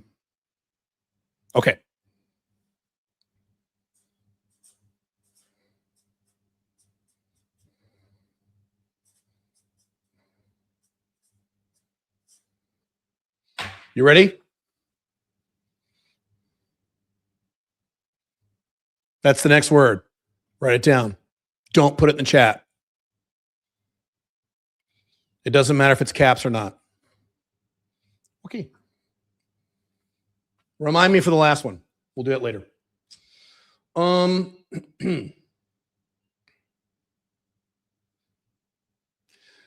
Do you think World War III is possible? Everything is possible. Is World War III likely? I've been saying this for many years. I wrote an entire article about it. World War III, as you understand it, is very unlikely. The elites would lose too much money. The elites who control the world do not want World War III. What do they want? Lots of little proxy wars.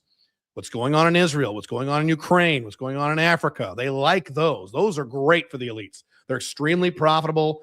They're great politically. They love lots of little wars. So you're going to see lots and lots of little wars. You're probably not going to see World War III. How the hell do you get financial news to make financial decisions? Financial news is just as insane as political news now. It is exhausting.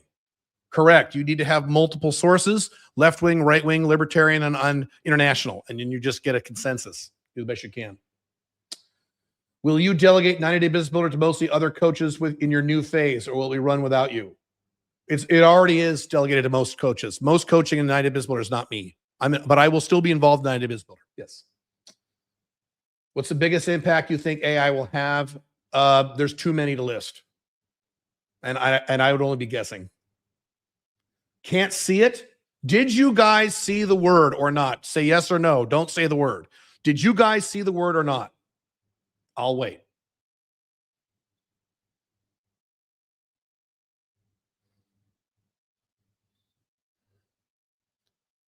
Okay. Enough of you are saying yes. I'll do it one more time. Most of you saw it. Pay attention, fuckers. I'll put it on this side of the screen. I'll put it on this side of the screen. I'll do it sideways, this side of the screen, in case you're watching on your phone. I'll do it over here. Okay, okay. Don't say the word. Why game but not FAP? I don't understand the question. Would you say people are also becoming more socially awkward? People in their 20s are, yes. Other people, no.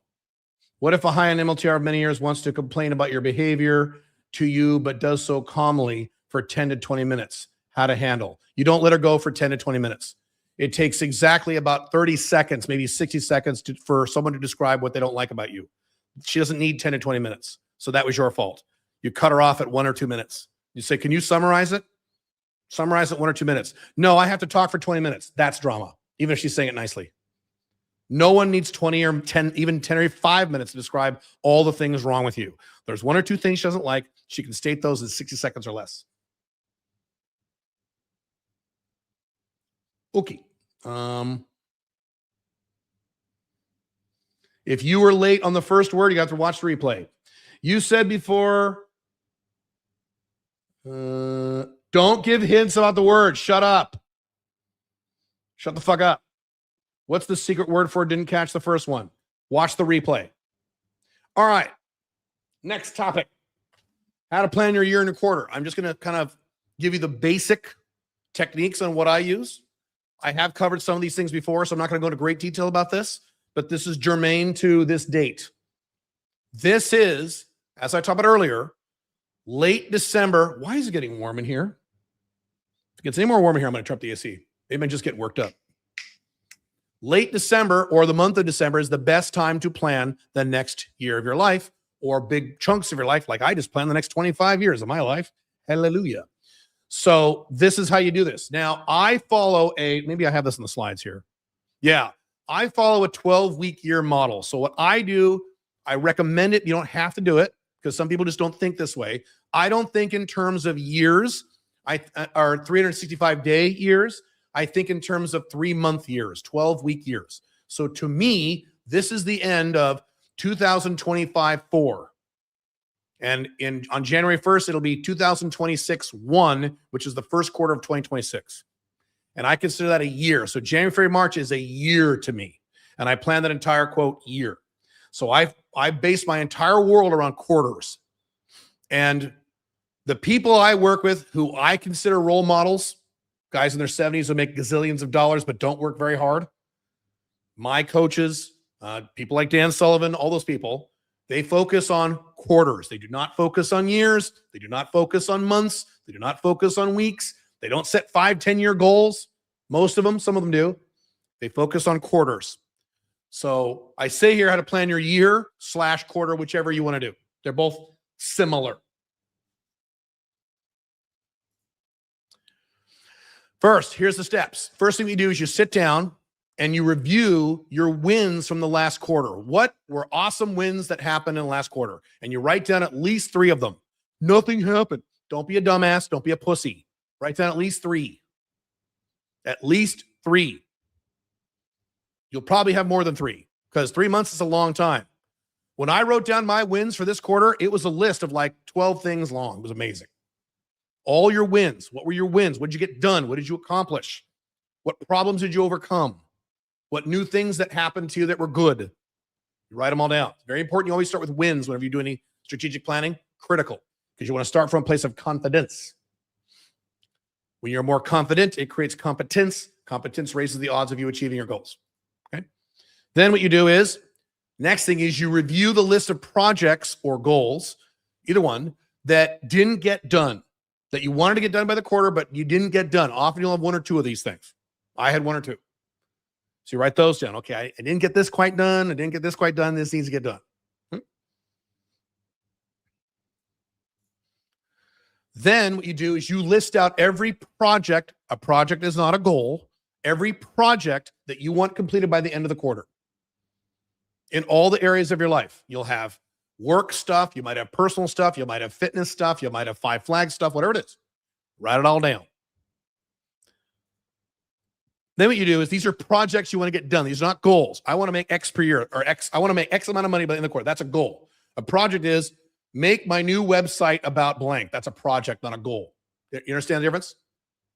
Project is an activity with a result. Goal is only a result that you may or may not have control over. Then what you do is you're probably gonna get a big fucking list. You don't want a giant list. So what you want to do now is cull the list. What can you defer, delete, delegate? Defer, delete, delegate. What can you put off? What can you delegate to someone else, especially if those who have businesses and people who can help you? But maybe you have, an OLTR wife. She can do some of this stuff for you. I don't know. Whatever you've got. If you can delegate that to someone, great. And what can you just not do? You may go through the list and go, you know what? I don't need to do this. Cross it off the list. I don't need to do this ever. Or you might say, well, this project really is a subset of this project. I'll just cross it off and put a few to-do items in this other project. Reduce the number of projects. You don't want 27 projects. A lot of you guys do this. What are your projects you want to get next quarter? And this giant list of 27 things. That's not going to work, dude. Can't do that. You're not Superman. You're not Elon Musk. Neither am I.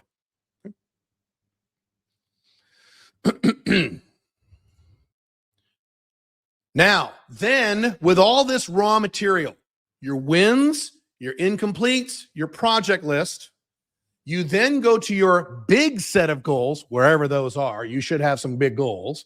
I call that in Alpha Male 2.0 your vision. And those who have a mission, you're over 30, a mission. You get all that shit together. This is your raw material. And from all that, you pull out 3 goals, max 3. What? Yes, you can only have 3. And this is scientific. You can only have 3 goals a quarter. I know that sucks.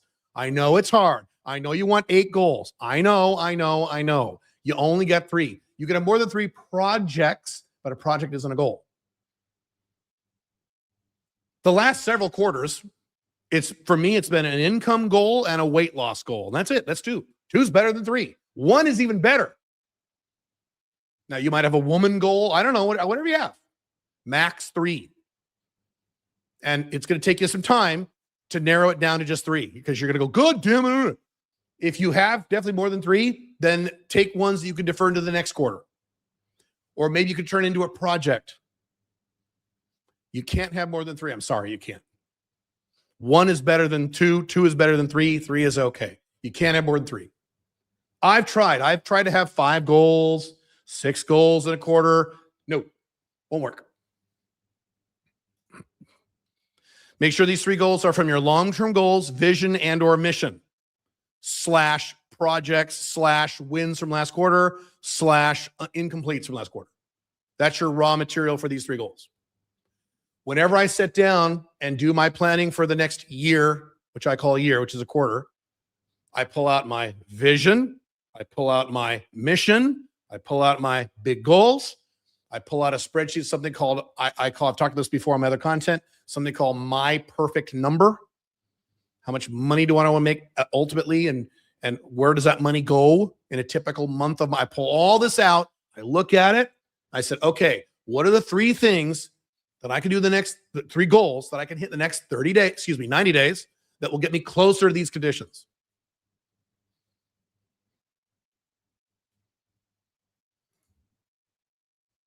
Projects and goals are 2 different things. Projects are things that need to get done. Goals are results. So if it's build a website for blank, that's a project, not a goal. If it's, I want to make, I want my new business to make $8,000 a month, 3 months in a row by March 31st, that's a goal. I want to weigh X amount of pounds or kilos by blank, that's a goal. Project would be sign up for a gym and start going to the gym. That's a project. Or hire a personal trainer. See my point? See the difference? So goals can be attached to projects. That's all right. What you do then is you reverse engineer the 3 goals. So you take each goal one at a time and you make a list of all the things that need to happen for that goal to occur. A list of everything that needs to occur. What must be done to achieve each of your 3 goals? Then you go back up and you attach deadlines to each one of these items. Specific date on the calendar. January 12th, February 14th, Valentine's Day, whatever. And some of you could just say quarter, CTR, that means by the end of the quarter. That's okay. If it's before the quarter, a lot of them are, you put a date. Well, Caleb, I don't know. Then be easy on yourself. Don't be super aggressive. So if you're like, I don't know exactly how long it's going to take, well, what'd you think? Well, I guess maybe a month, then give it 2 months or 6 weeks or 7 weeks. Be easy on yourself. Then what you do is, this something took me years. I didn't learn this until 6-7 years ago. This is a big one. Then what you do is you make another list of all the obstacles or problems that may arise that will prevent you or damage you from hitting those goals. What are the risks? What are the problems? What are the obstacles? Well, this could happen. Well, that could happen. Well, this will probably happen. Well, that might happen. Well, this might happen. Make a list. Sounds negative. This is very important. Okay. Then what you do is on the next column next to that, on each item, you put how do you mitigate or overcome this obstacle? I was a member of a program called Strategic Coach many years ago. It's for people who make more than $250,000 a year. And this is one of the things I got from them is every plan needs to have obstacles and problems that will arise and then a list of how you overcome or prevent or mitigate those problems. You can't just have a to-do list because shit's going to come up. So what could come up? Including shit you will fuck up. What are things you might fuck up? So whenever I'm doing weight loss goals, I'm always putting in there, well, Caleb, could fuck this up, fuck that up. Maybe you are the problem sometimes.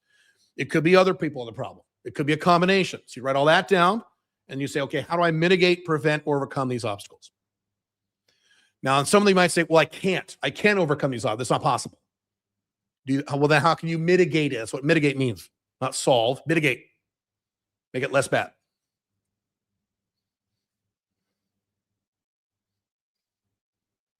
I find this quite overwhelming. Is it okay to just start with your 3 goals? You can do whatever you want. This works best. Sure, if you find this overwhelming, then fine. Do whatever you want. Then you're done. So then what you do is you take your project list and your obstacles list. You keep that handy for whenever you plan your week. So whenever I plan my week every Sunday, I just did it a few hours ago. I pull out my list of shit for the quarter, my list of obstacles for the quarter, and I pull on that to design my perfect week. What can I get done this week in terms of activities to address these projects and these goals? Makes planning your week very easy because you have a direction. What you can then do, and I do this, is, boy, do I do this a lot. You can visualize what it looks like at the end of the quarter. When all these projects are done and the 3 goals are hit, what will your life look like? How will it change? How awesome will that be? And you visualize how that makes you feel. You don't just say, I make more money now and I can buy a new car. No, I don't. You visualize, oh my God, this is so awesome. Now I can do this and this and this. Now I can actually move out of the country. Now I can get that da-da-da. Now I can move out of this shitty apartment. Oh my God, that kind of stuff, for example.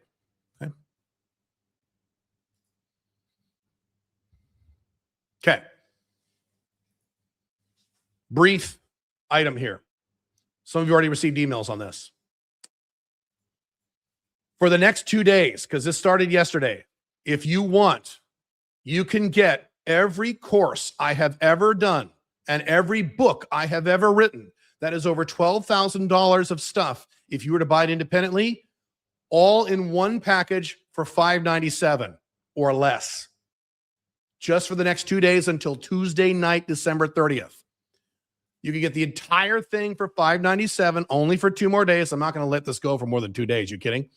Or if you want just the dating stuff, you don't care about the business and 5 Flags International, you can get just that for $347.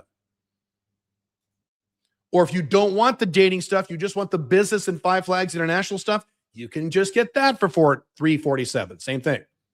This is $6,000-$7,000 worth of stuff. If you already own a bundle like this, I know a lot of you do. Great. What you can get if you want is all the new courses minus the ones I had to do personally. I've done since last August, which were some of the best ones I have ever done based on feedback I got from you guys. So that would be Worldwide Woman Mastery, How to Date Women in Other Countries, Zero to Clients, which is how to get a niche, Sugar Daddy Advantage, which is my entire course on Sugar Daddy game, which I've never done before, and Mission Blueprint, which guys told me was the best training they ever did. Excuse me, that I have ever done. I had 3 or 4 different people independently tell me, Caleb, that was the best training you have ever done. It's how to find your mission. So you can get all that over $1,000 for $297. Just for 2 more days. Tuesday night, this all ends. This is a holiday thing I'm giving you guys. On top of that, if you get any of the bundles, so there's a total of 4. There's everything, dating only, business only, and only the new stuff. Okay? Regardless of which one you get, you also get 2 live training labs with me in January. So when you sign up, when the promotion is over, okay, so next week, everyone who's bought these bundles is going to vote on a number of topics, and I'm going to do 2 one-hour live trainings with just you guys in January on those topics. You're going to tell me what topics you want me to cover, because I don't want to pick for you. I want you to tell me. You get that? That's $500 I would charge for that. No problem. You get that for free. You also get, this is where it's going to make you buy this. If you buy any of these bundles, any of them, including the cheaper ones, you get a $500 credit toward anything I offer, anything I sell, anything. Now, most of these options are under $500. The most expensive one is $569, which makes basically these bundles free. So if you plan on getting something else the next few months, now here's the thing. What's the catch, Caleb? You got to use it before March 31st, the end of the first quarter. That doesn't last forever. This applies to everything, including things like Business Builder, everything. You can apply it to anything you want. Anything. Anything. Whenever I do things like this, and this is a technique you can copy from me, I want to make you feel stupid for not buying it. So this is basically free because you get a $500 credit. You're spending $500 or less. There's no reason not to do this. I do this on purpose. This entire offer goes away 11:59 p.m. PST, Tuesday night, December 30th. The websites are gone. They will go away. So here are the links. If you want the whole bundle or the dating only bundle or the business international bundle, they're all available on the same page. You click the button that says full bundle, and then you have a choice to pick one of the 3. Caleb.top/mastery suite. You can go there right now if you want. If you just want the it's called the latest and greatest bundle. You just want the latest ones, those 4 ones, the latest ones, because you already have a bundle like this. Caleb.top/last EST. Last EST. Caleb.top/last EST. Both these websites go away. the evening of Tuesday. I'm not going to let you buy $12,000 of my stuff for a few $100 forever. That would be insane, but it's the Christmas spirit. Jingle bells, jingle all the way. Okay, you got that? Got that? I'm going to move on. Write these down or make a note of these or go there now or whatever, because this, and again, every time I do this, Wednesday morning, I'm going to give you, oh, Caleb, I just forgot and I didn't do it. Can I do? No. Hard deadline, midnight or 11:59 PST. Tuesday night, December 30th. I'm giving you plenty. If you're on my mailing list, I already told you guys yesterday. So I'm going to do this for 4 days. Today's Sunday. You got all day today, all day tomorrow, all day on Tuesday. Cool. Okay.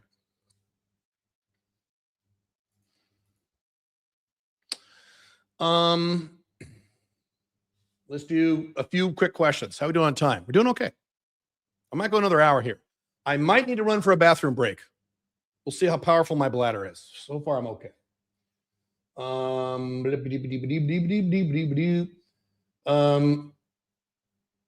It seems like anyone over 35 has better social skills these days than younger people. Why is this the case? Your phone. We're not addicted to your phones like younger people are. What did your social look like in your 30s and 40s? I didn't have one. I'm an introvert. I have had no social life. I hang out with lots of women because of my dating life, and I work with lots of people. So I have all the fucking social interaction I need without having a social life. So I'm not a hermit. I talk to people all fucking day long. But in terms of having like friends who are not part of my business and I'm not having sex with, I don't have any. I do now. I've changed and I've grown. But I'm doing part of life now. What would you tell your 37-year-old self? Get to work, which I did when I was 37.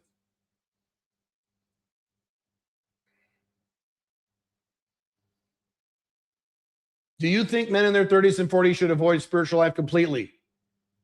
Or dedicate a Sunday to growing spirituality a little bit each week?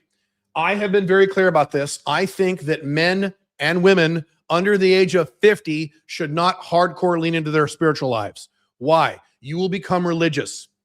You'll become a tradcon Christian or an angry Muslim. And then either way, you're going to be mad the rest of your life. If you're a tradcon hardcore Christian or hardcore Muslim, you're just going to be angry at the whole world the rest of your life.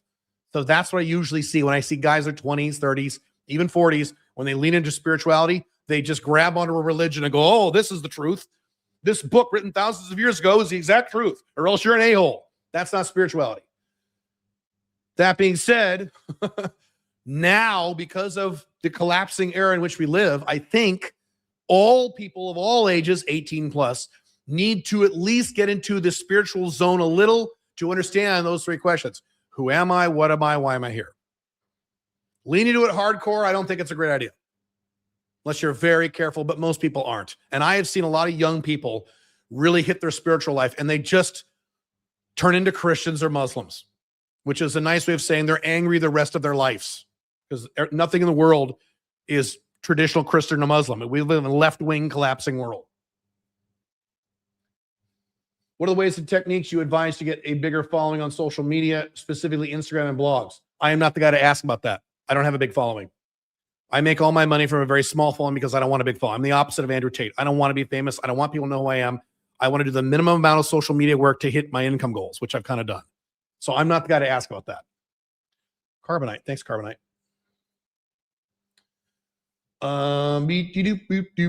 Where are we here? Do you use your community for your works like Discord? No, I watched the replay. You need to go to school.com for that. Should I wait until January 2nd to send follow-up emails or more emails now? Yes. Wait till January 2nd. Unless you're dealing with Asia. If you're dealing in the Western world, don't do any sales right now. Wait till January 2nd. You're wasting your time. I'm in outreach phase to ask my niche problems. Tattoo shop owners are too broad. Yeah, I kind of agree. You can narrow it down by region. Can I still narrow down and does this have potential? I'm doubting this. Do tattoo shop owners make a lot of money? I don't know. I don't love it.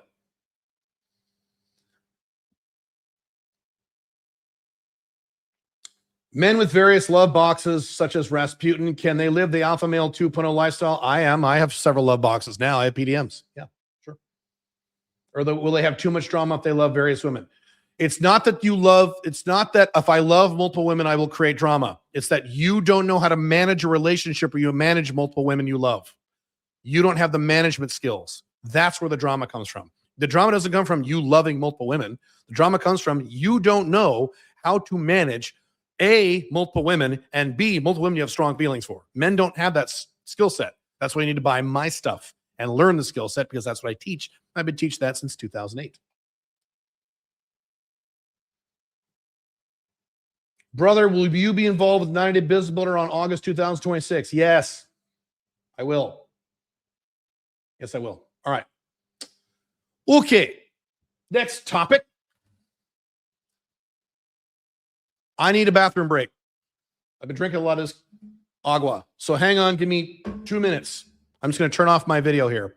I'll be right back.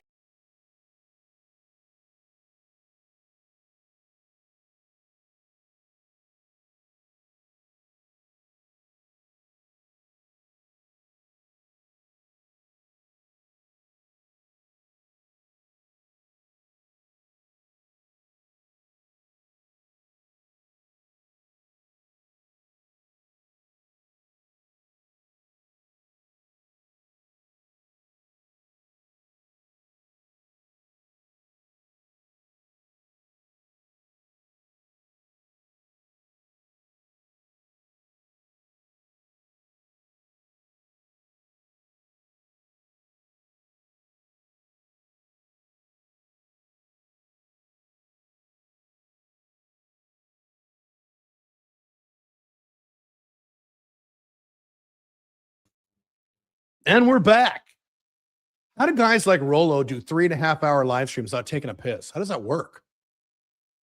I drink a lot of water. That's it. I drink a lot more water than most people. So that's why I look so young and sexy. I drink a lot of water. All right. You know what? While I'm sitting here, I'm going to write down, I'm not going to show you. I'm going to write down the third word because I just thought of it while I was going to the bathroom. It's not a bad word, I promise. I won't offend you Christians or you feminists. Hang on. There we go. It's one of my favorite words. Okay. I'll show you later. Show you at the end. All right. Another drink of water. Hang on. Ookie.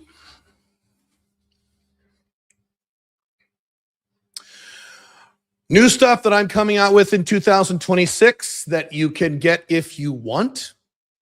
Some of this will appeal to some of you. Some of you will think this is all stupid. But again, passion, don't care. Some of this stuff I care. Some of this I don't. I think all these things I'm about to mention are my passion engine. There's a few of them. I don't remember. I don't remember what category they fall into. But they all are designed for a purpose. They're all to as I talked about earlier, a freedom engine for myself and for you. B, to help you with these objectives and to help you survive what is coming and what is already here. And C, what I like to do. And D, what makes money. But it's the fourth priority. There you go. First thing, there's a few things. This is not, by the way, this list is not all inclusive. This is not everything I'm doing in 2026. I'm doing a lot, but these are a few things that came on the top of my head. Things I'm working on right now that are not just on the drawing board, things that I'm actually, developing. I'm writing a new book. I've mentioned this several times, and I do not have a title for this. I title my books at the end when I'm done writing the entire thing. This one is part of the new content, part of the new direction. This book focuses on philosophy, spirituality, meaning, and outcome independence. And this is all from a rational, objective point of view. Unlike religionists and unlike most atheists, I have found that most atheists are just as insane and as irrational as hardcore Christians and Muslims. A lot of these left-wing atheists are just as weird and irrational as those people. Not all of them. I know I'm generalizing. And I'm not saying there aren't such things as rational Christians and rational Muslims. Those exist too, but that's not the norm. Matter of fact, the first chapter, I'm about halfway finished with the first draft of this book. It's going to be reasonably long. It's going to be longer than Freedom Fortress. At least I think so. No, it will be. It'll be longer than Freedom Fortress. The first chapter is, I could be wrong. And I state very clearly in that chapter, when you're discussing things like religion, spirituality, the nature of the universe, where you can't prove them or disprove them, you have to admit that you might be wrong. That's what rationality and objectivity means. You will never hear that from a Christian or a Muslim or most hardcore atheists. You won't hear them say, well, I might be wrong. Now, this Jesus guy may not have actually been the Son of God. I could be wrong on this. Have you ever heard a Christian? No. But if you're rational and you can't prove it or disprove it, you got to say, I'm pretty sure this is right. And what I say in the book is preponderance of the evidence. Based on the scientific data and the observational data we have about the world, the universe around us, we can draw some conclusions that are most likely accurate. So let me give you an example. Okay. Let's see. I use a lot of examples in the book. Let me give you an easy example. Okay. Hinduism. Okay. Hinduism is a religion. Is all Hinduism bullshit? No. Some of it's pretty good. For example, Hinduism talks about how we are all part of the universe. We are not separate from the universe. We are part of the universe observing itself. We're all one. Is there any scientific data that backs that up? Not proof, but evidence. Yes. There's lots of evidence of that. Evidence, not proof. If there were proof, then we would know which religion is right. But there's evidence. Now, Hinduism also says there's 350 gods, and these gods have like the head of an elephant and 4 arms, and his name is Wakachukalaku. Okay, is there any scientific data that shows there is a god with 7 arms with the head of an elephant named Wakachukalaku? No. So that's bullshit, that part. Now, I'm not picking on Hindus. Some of my best friends are Hindus. I live in Dubai. Christians. Christianity says prayer is good. Prayer will help you in your life. Is there any scientific data, factual, objective scientific data that shows that prayer helps you? Yes. Mountains of it. Yes. So prayer is good. So in that part of Christianity is great. Islam is even more hardcore about prayer than Christianity is. Islam, you got to pray 5 times a day. So Christianity talking about prayer, good. Christianity also says that one day the apostles were in a boat on the lake and Jesus walked on the water because he's a magical wizard. Is there any scientific data or third-party accounts that show that Jesus was a magical wizard who could walk on water and raise people? No. So that part's bullshit if you're being rational and objective. Okay. So the book covers all this stuff in great detail. I also cover things like morals, ethics, rights, religion, free will, rationality, freedom, visualization, life, and death. The little topics. Spirit of Black Dragon. Oh, I like that. That's a good title. It might be You Are a God, but I don't know. Everything in this book is Alpha Male 2.0 compatible. I am not changing my opinions. I am not Roosh. I'm not Andrew Tate. I'm not going to wake up and become a Muslim or wake up and become a Christian and say everything I was doing the last 20 years was bad. No, I've been right about these things. And so these are just additions and new features. This is not something I'm changing. I'm doubling down on this stuff. This is stuff I've mentioned in the past before in my other content. I have not changed my mind on these things. Monogamy doesn't work. Long-term sexual monogamy doesn't work. The Western world will collapse in your lifetime. These are all facts.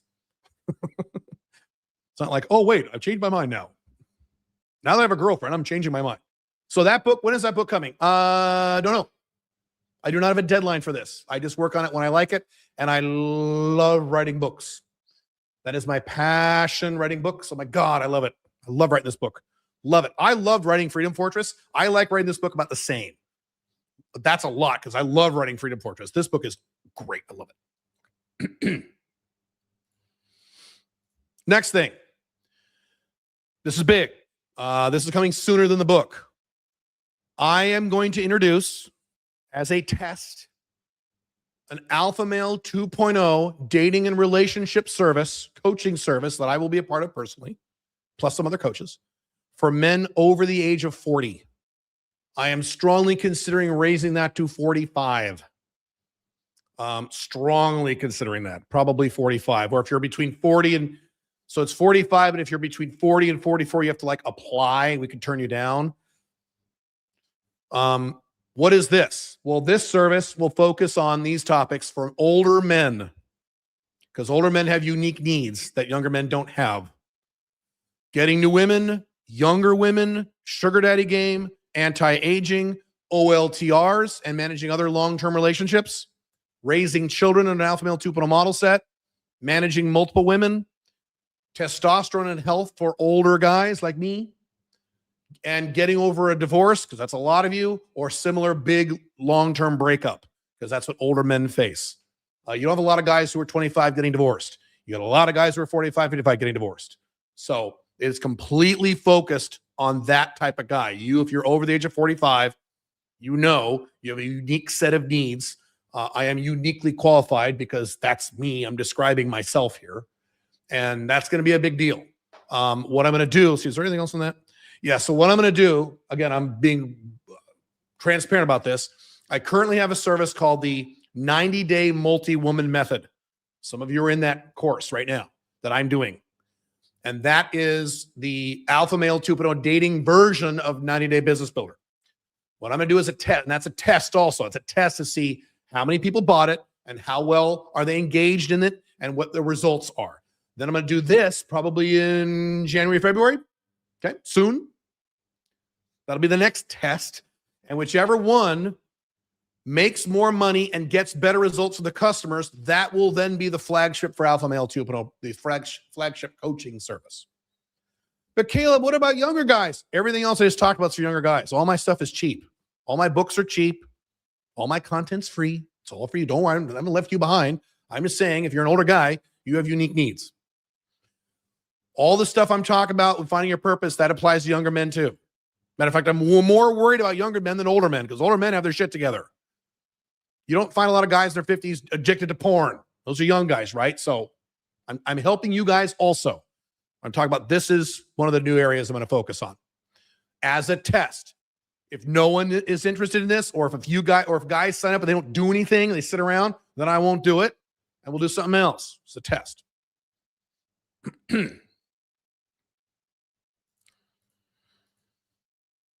Black Dragon and Pink Firefly comic book. I'm doing this for a very specific reason. This is basically a funnel, front-end funnel for the Alpha Male 2.0 brand. The original concept for Alpha Male 2.0 back in 2014 was the front-end funnel product was the Unchained Man. It worked very well. I've made millions of dollars from that funnel. Thank you. Here's the problem. Collapse the West. People don't read books anymore. And the Unchained Man, unfortunately, is 560 pages. Some of you love reading big, thick books. Wonderful. You don't need to read a comic book.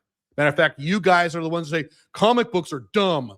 Great. Don't buy this. Buy my books and read my books. Those are better. But for the other 80% of the market who don't read books anymore, and if they do audiobooks, the fucking audiobook for the Unchained Man is 42 hours or something. It's so long. They're not going to listen to the whole. I mean, some of them, a lot of you have. Great. So this is the front end funnel for the Alpha Male 2.0 brand for mostly cold people or semi-lukewarm people. If you hardcore love my stuff, you don't need to buy this unless you want to. It's fun. But that's the purpose. And it's fantasy, and I like writing fantasy, and I like writing the comic book. It's a lot of fun for me. It's great. It's a dark comedy fantasy. So I, 4 or 5 years ago, I did a test where I released a few issues with the artwork done by my daughter. Okay. About 5 years ago as a test. It was in conjunction with the NFTs I was doing 5 years ago, or 4 years, a long time ago now. The NFTs failed because of a number of reasons. That's fine. The comic book succeeded. It was very popular. We gave away certain ones for free, and we tracked the downloads, and very popular. As aha, guys like comic books with swords and blood and swearing and politically incorrect with no woke shit with girls with big tits. Awesome.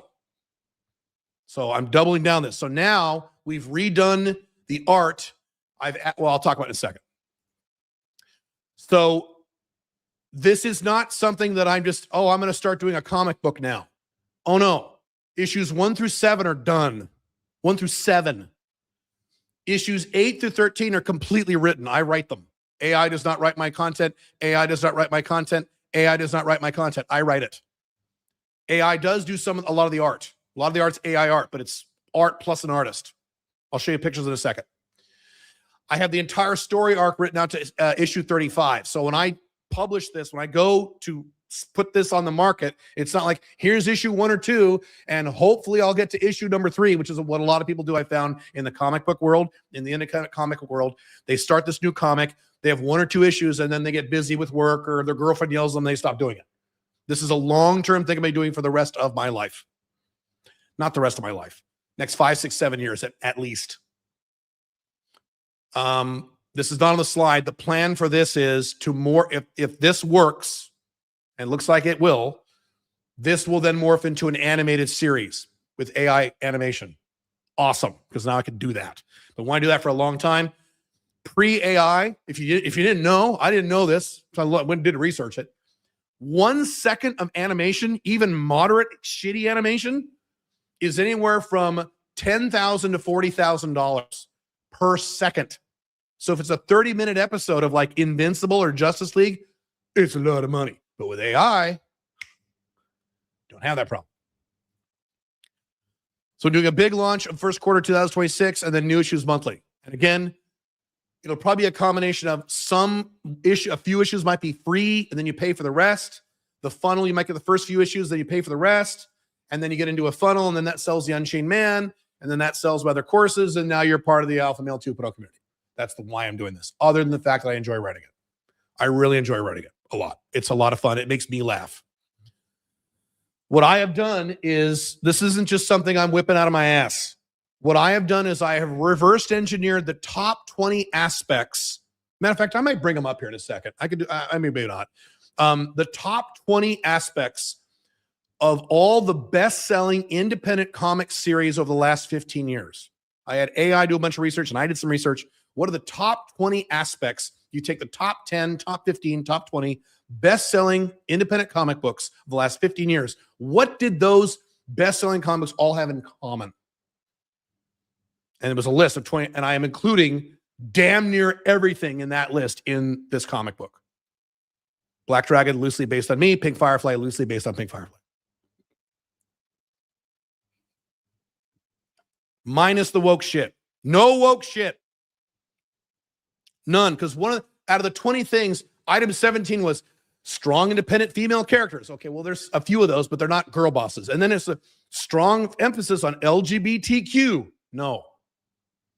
Nothing wrong with LGBTQ. If you want LGBTQ, watch any show on Netflix or any movie or any TV show, and you'll get all you want. So no.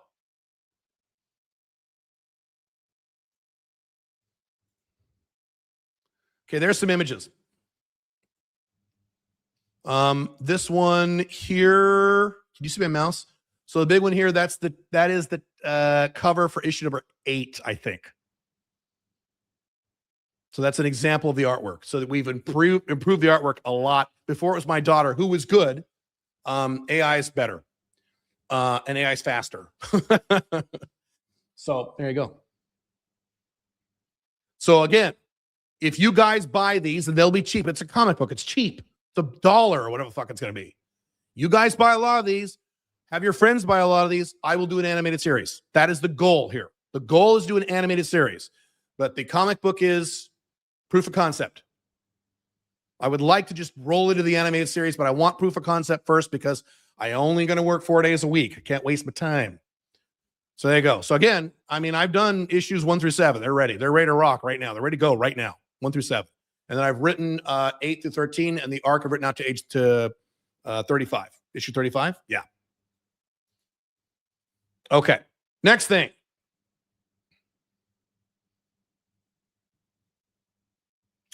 I'm announcing this now.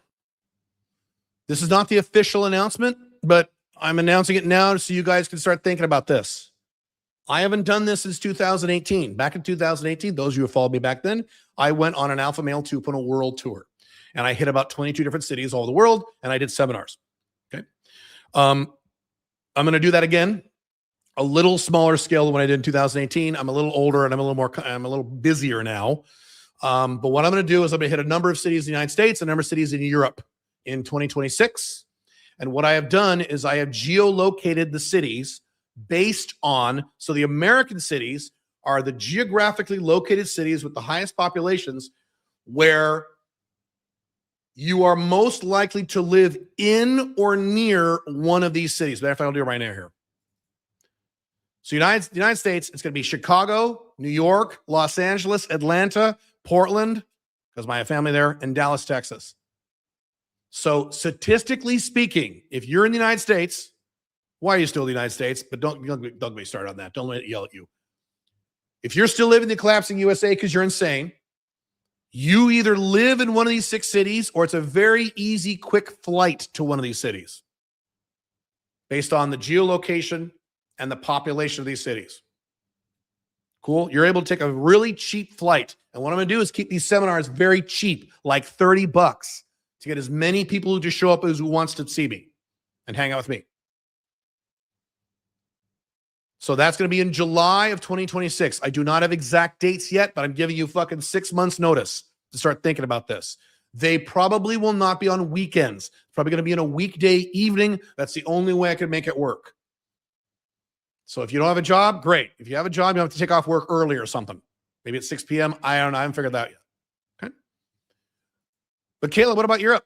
So in Europe, I'm going to hit these cities in October and November of next year. These cities are based on the population size and the percentage of English speakers. That's how I determined these cities: London, Berlin, Paris, Madrid, and Rome. If I didn't pick your city in Europe is either too small or not enough people speak English. Not my fault. But again, if you live in Europe, you are likely able to fly to one of these cities relatively cheaply. You got really cheap airlines in Europe. Everything else in Europe is super expensive. So I'm going to hit those cities in October, November. It will be me personally. Here's how I'm going to do this to maximize the number of people who can join. Now, let me tell you why I'm doing this. First of all, I am not doing this to make money. This will not make me any money. Trust me. I'm going to do one very inexpensive full seminar and workshop, several hours, 2-3 hours, maybe a little longer. I'm going to keep it really cheap, like $30, $29, really cheap. So you have no excuse not to come. If you want to bring a friend, it'll be like another $10. You want to bring a friend. Why am I doing this? My personal brand. I'm leaning into my personal brand because that's my moat that protects me from AI. And we also have analytics that show that whenever people go to a live event that I do, they are much more likely to buy my more expensive stuff within 3 to 4 years. We have analytics on this. So people who show up for these may not make a lot of money now, but in a few years, I'll make more, assuming we have money in 5 years. Whatever.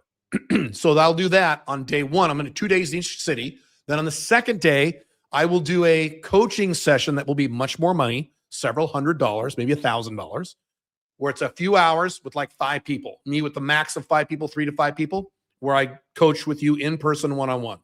A small group, like 3 people, me plus 3 people or 4 people or something like that. And if I fill those up, maybe I'll do 2, 1 in the afternoon, 1 in the morning. I don't know. I haven't figured that out yet. That's optional. So if you want to fly there, you can show up for the cheap session. If you want to spend a little morning, you can hang out with me. Cool? Cool. The topic of the seminar will be Alpha Male 2.0, location dependent income, 5 flags, spirituality. I'm going to hit all 4 of those things. And then a full Q&A. And I can talk about things that maybe I can't talk about here publicly on the internet because it's a smaller group. So I'm doing that. So there you go. If you want to do this, I'm giving you fucking 6 months notice or 9 months notice, 10 months notice. If you're in Europe, that's when I'm going to be in your city. Or that's when you can fly to see me in these cities. I'm keeping it really cheap, so there's no excuses. This is the last time I am ever doing this. I am never doing this again. And when I promote this, I'm going to really get into this. I am never doing a world tour like this ever again. I will still do live events, but like 2 a year. Traveling like this is a pain in the ass for me. I don't like it. I'm just doing this for the brand. That's it. Starting in 2027, I will do 1, 2, 3 events a year, and that's it. So like 1 event in Vegas and maybe 1 event in London, and that's it. So I don't know. I'm not saying literally those cities. I haven't figured that out yet. But so I'll still do live events, but There'll be much less of them, and they will be much more expensive. What I would like to do, and I've discussed this with Billy several times, is starting in 2027, so not next year. What I would like to do is do a full Alpha Male 2.0 Unchained CEO, Caleb Unleashed, Caleb Unchained, I don't know, like weekend, like a whole like convention, like Andrew Henderson does Nomad Capitalist Live, Alpha Male 2.0 Live, where we have like an entire, it's like 3-4 days long, 2-3 days long. And I do a lot of the presentations. We have experts come in and people from my audience who've achieved, woman goals and that kind of stuff. Some of my 7-figure buddies can do some. I really like to do that. That's going to be hundreds of dollars though. And that won't be in 2027. So that's long-term shit. So this is the last time I'm doing this shit. You want to see me for cheap? There's your opportunity. And I'm done. I know what I'm going to get. Kayla, what about Australia? I can't hit Australia next year. I will do Australia in 2027. The problem with you Australians, it's not you Australians, I love you guys, is the geolocation of Australia is you're not near anything else. Australia is not near. Even in Dubai, it's a fucking 9-hour flight. So I will hit Sydney, Australia, probably in 27. Maybe Sydney, Melbourne. I don't know. Probably just Sydney. Yeah, just to throw you guys in there. And then if you're in New Zealand, you can come up and see me in Sydney. It's an easy flight, right? So I haven't forgot about you Australians. But a lot of Australians come to Europe. So come see me in Europe if you want. It's up to you. Will Andrew Tate be a guest speaker at Alpha Male 2.0 Live? I would not say no to Andrew Tate. It'd be fine. I agree with him on about 80% of stuff. That'd be hilarious. Stuff's put in. Okay. That's the end of the slides. How are we doing on time here? Ooh, I got to go soon. Ooh, okay. I haven't hit anything yet. Let me go back up to the, hang on. Let me switch the view here. Hang on. I got to cover politics and then I got to cover spirituality, right? Yeah. Okay. I'm going to make these brief. And I'll give you the final word and we'll do the drawing. Cool. Cool. Let me have a drink.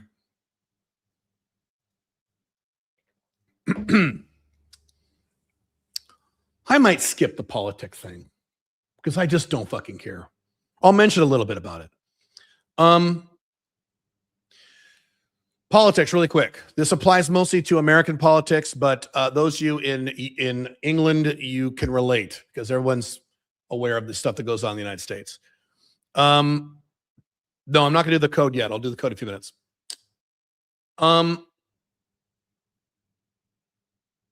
When people voted for Donald Trump, first of all, context, if you don't know who I am, I hate the left wing. I hate the woke left. I am a minarchist libertarian. I hate the left and the woke left and the progressive left and the Hillary Clinton corporatist left more than you do if you're a Trump supporter. Because if you're a Trump supporter, you agree with the left on all kinds of shit, like free government health care. I disagree with all those things. So I'm totally opposed to the left. I've been opposed to the left since the early 90s, before many of you were born, just to give you context. But just because the left is wrong, and they are, and just because the left is insane, and they are, doesn't mean Trump is good or the right is correct. They've lost their fucking minds, and they lost their minds a long time ago, around Obama's second term, when you guys lost the culture war.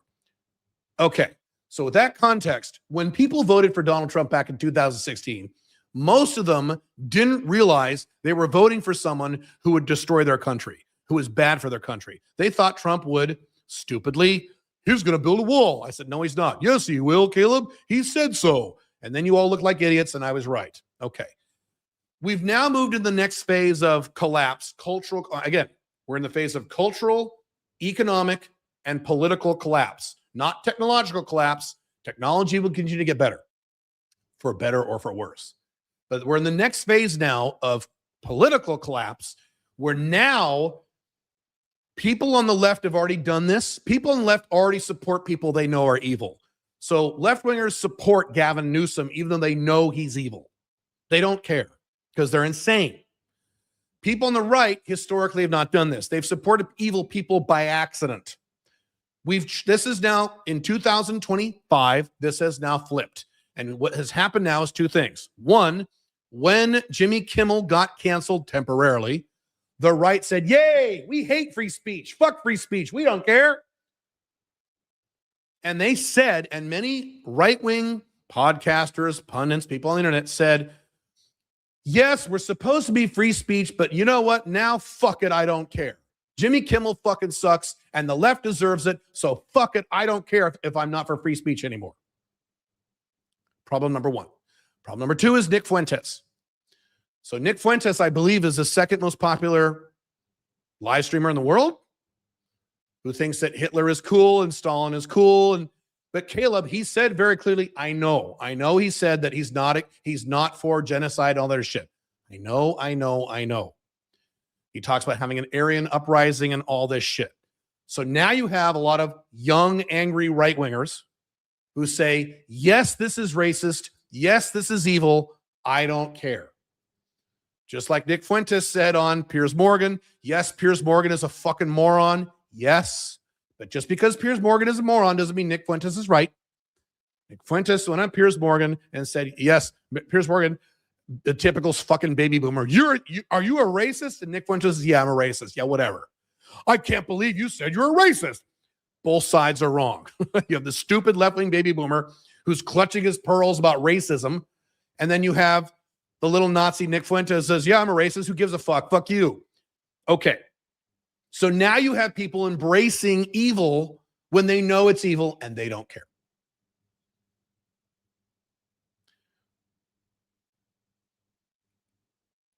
This year, in addition to the 100 reasons why America is collapsing, which I covered on a live stream a few weeks ago, go watch the live stream or read the book Freedom Fortress. I think it's chapter 4. I give over 100 statistics, verified statistics of why America is collapsing, increased suicide rates, increased drug use, reduced attention spans, lower IQs, increasing skyrocketing federal debt, increasing personal debt, all those things, okay? In addition to all of that, you have all the things that Trump did this year. He's jacked up the tariffs. He's destroyed entire sectors of the economy. I work with people who sell stuff online because that's what I do. And I work with a bunch of 7-figure, 8-figure guys. And all of them have noticed past several weeks. Now, I have not had this problem, thankfully, because I have a good audience. But all of them noticed that sales have gone down. And they all get together and they talk about why. And the number one reason they all tell me is the fucking tariffs. And these are people who support Trump. The fucking tariffs. Everyone's scared and terrified. Everything's expensive. And then Trump bombed Iran for literally no reason because Israel told him to. And then the Epstein files. And then the H-1B visas. And then the big, beautiful bill where Trump increased spending by $4 trillion in one bill, more than all the money Joe Biden spent the entire time he was president. And then Trump kicking out Elon. And okay, I could list all those things. If I say these things and all you have is Kamala would have been worse, you're fucked. You're fucked. You're fucked. Because that's all you have. If all you have is, well, Nick Fuentes has some good points, you're fucked. In the face of all that, if all you've got is Biden would have been worse, Kamala would have been worse, because that's all right-wingers have now, you're fucked. You need to leave the collapsing USA as fast as humanly possible. If you're in England, if you're in London, especially if you're in London, if you're in the UK, you need to leave the UK as quickly as humanly possible. Come to Dubai, they're all here. All the cool UK people are here, paying zero taxes. They're very happy here. If you're in America, you want to come to Dubai, it's too big of a flight, go. Mexico, Paraguay, Costa Rica, Panama. You have so many fucking options. You've got 24 countries that I've covered in my other topics that are less bad than the current collapsing 2026 version of the United States. And let me say it again. If all you've got when I talk about these things is Kamala would have been worse, you're fucked. And anytime you see any right-winger or Trumper on the internet defending Trump, it's a complete waste of their time because he is a big contributor to the collapse of the United States, as Kamala would have been, as Joe Biden was. Tell me I'm wrong with facts. Go ahead.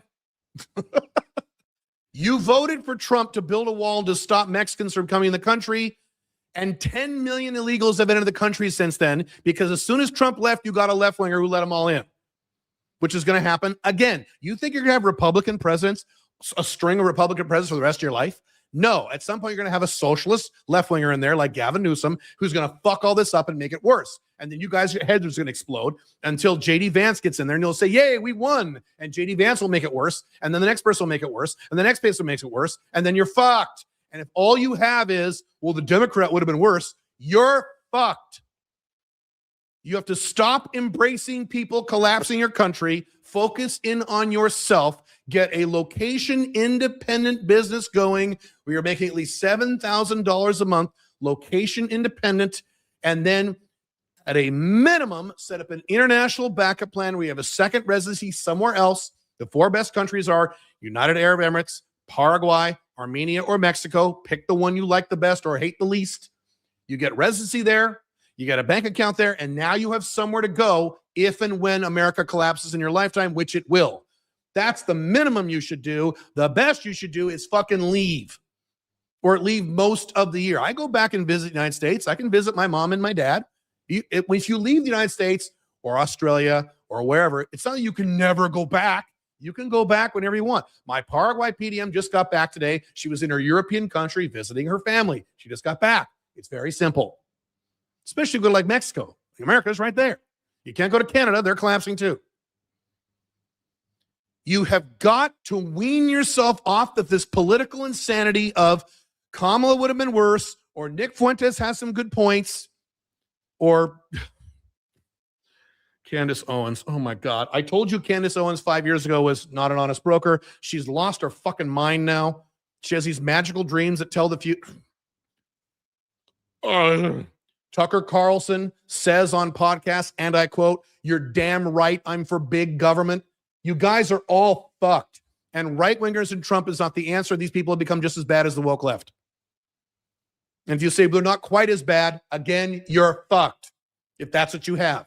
This gigantic tsunami, 10 miles high, is right about to crash into your city, right about to crash in your home, and you look up and says, well, Kamala would have been worse, and then you're dead.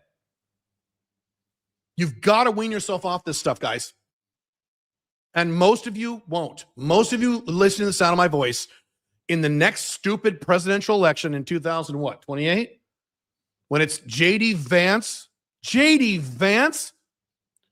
I don't know who it's going to be, but likely it's going to be J.D. Vance against someone like Gavin Newsom. Oh my God. J.D. Vance, who is there because of Peter Thiel, who I showed a clip of just a few weeks ago, where the interviewer said, humanity has a right to exist, right? And Peter Thiel's like, okay. That's the guy behind J.D. Vance, and that's who you dumb fucks are going to vote for in 2 or 3 years. Because you're going to say, well, Gavin Newsom would have been worse, or so-and-so would have been worse. You're fucked. You're fucked. I have talked to several people in the last few weeks. Several people. Some of you might be watching this. Some of these people aren't going to be watching this. In several of my companies. Pro-Trump supporters, right-wing, conservative-y, Republican-y guys who like Trump and hate the woke left. I've heard this from 3 people who directly said this, and another 2 implied this. They're like, America, this problem, that problem, this problem. And they go, Trump, I can't believe I'm saying this. They said this, not me. Trump fucking made it worse this year. These are pro-Trump people. If you think Trump is amazing, keep voting for Trump. Well, you can't vote for Trump anymore. He's gone in 3 years, 2 years. Great. You really are fucked. Just like these feminists who think that we should be more socialist, and thank God New York is being run by a communist. Yay. Those people are beyond help.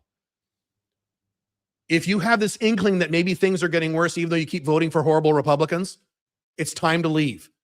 Can you leave America tomorrow morning? No. What I've said, I've been very consistent about this. Make plans to move out of the United States within 18 months.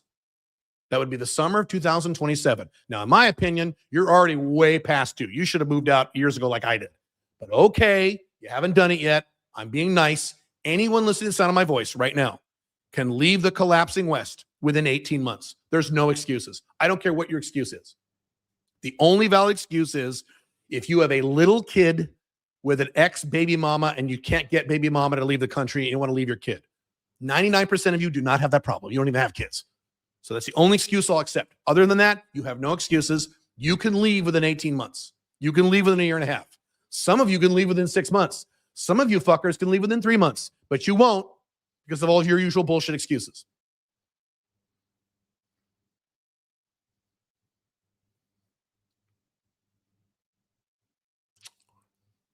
What else want to say about that? That's really it. I could go on, but I don't care. I have to try to get worked up about this. Last thing, spiritual stuff. How we doing on time? Perfect. All right. Cover some spiritual stuff, then I'll do the card, we'll do the drawing, and then we'll wrap this up.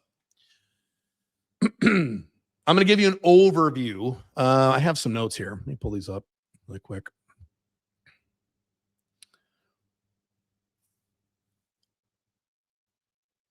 Think about how to get started here. I'll give you a quick overview of some basic concepts. I'm going to get much more detail about this next year in the book and other content next year, 2026, which is in a few days. You are, here's what you think you are. You think you're a salmon swimming upstream. You think you're a little fish swimming upstream, fighting against the current, fighting against the stream, fighting against the other fish, fighting against whirlpools, fighting against whatever, fighting against fishermen and the hooks, and the world is against you, and you're just struggling to make it in the world. Incorrect. You are not a salmon in the stream. You are a whirlpool in the stream. You are the stream. You're a part of the stream. You're not separate from the stream. For you to say, I'm separate, I'm a separate entity from the world around me, would be like saying, my pinky is separate from me. No, it's not. It's part of me. It's who I am. You're not a fish in the ocean. You're a wave in the ocean. And so what you are is you're a part of the ocean, a wave coming up over the ocean as a wave. You get about 80, 90 years to be a wave and look around, experience the ocean as a wave, and then you go back to the ocean again. You were never away from the ocean. You're part of the ocean. Does that make sense? There's some very good things about this. There's one or two bad things about this, but mostly it is good. What is the purpose? You are part of the universe around you. When you're moving through physically this world, you're moving through matter. This is air.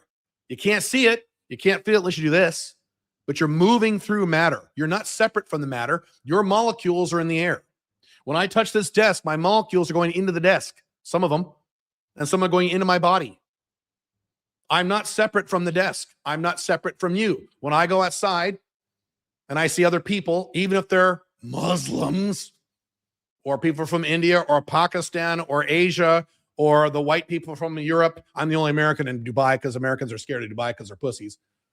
I am not separate from those people. They're all part of me. I am not just connected. I am part of them. I'm speaking literally. You are a part. I'm a part of you. We're connected. We're the same thing. We're connected to the universe, or you could call it God or Allah, whatever term you want to use for it, doesn't really matter. Now, what is the goal of the universe? Since you are a part of this universe, what's the goal of the universe? Can we determine by looking at the universe through scientific data and observation and history, can we determine or extrapolate what the universe wants? Not what God wants. God's different because you, especially if you're a Christian or Muslim, you think God is a separate thing from the universe looking at the universe. I do not believe this. I do believe the universe was created by someone or something or some things. I believe in intelligent design. That's where I agree with Christians. Do I think there's a big guy with a beard with a little notebook and he's looking down on me and says, oh, you said, God damn it, that's a sin. You're going to hell. No, I do not believe that. That's a fantasy. Human beings made that up. So what then is the purpose of the universe based on what we can view? Can we extrapolate and determine what the universe wants, what the universe goals are? Yes, we can.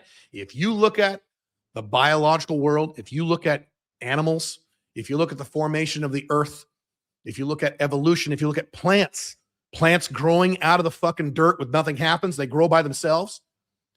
The formation of stars and planets and galaxies, the fact that galaxies are moving away from each other, but they're not just moving away from each other. The speed at which they're moving away from each other is accelerating. Okay, when you look at all that, we can very clearly understand what the universe wants. It's called increase. The universe's goal is to increase. That's why the universe is here. It's not entropy, it's increase. One of my favorite videos to watch, I mean this, I love watching these things. I don't watch TikTok, but sometimes you see them on Facebook because I'm an old man. I don't spend a lot of time on Facebook or social media. But these videos where it's time-lapse videos of a guy who takes a piece of fruit and he takes out a seed from the fruit and he puts it in a little pot with some dirt and he waters it. And he does a time-lapse video of it growing into this plant, like within 100 days or 200 days or 250 days.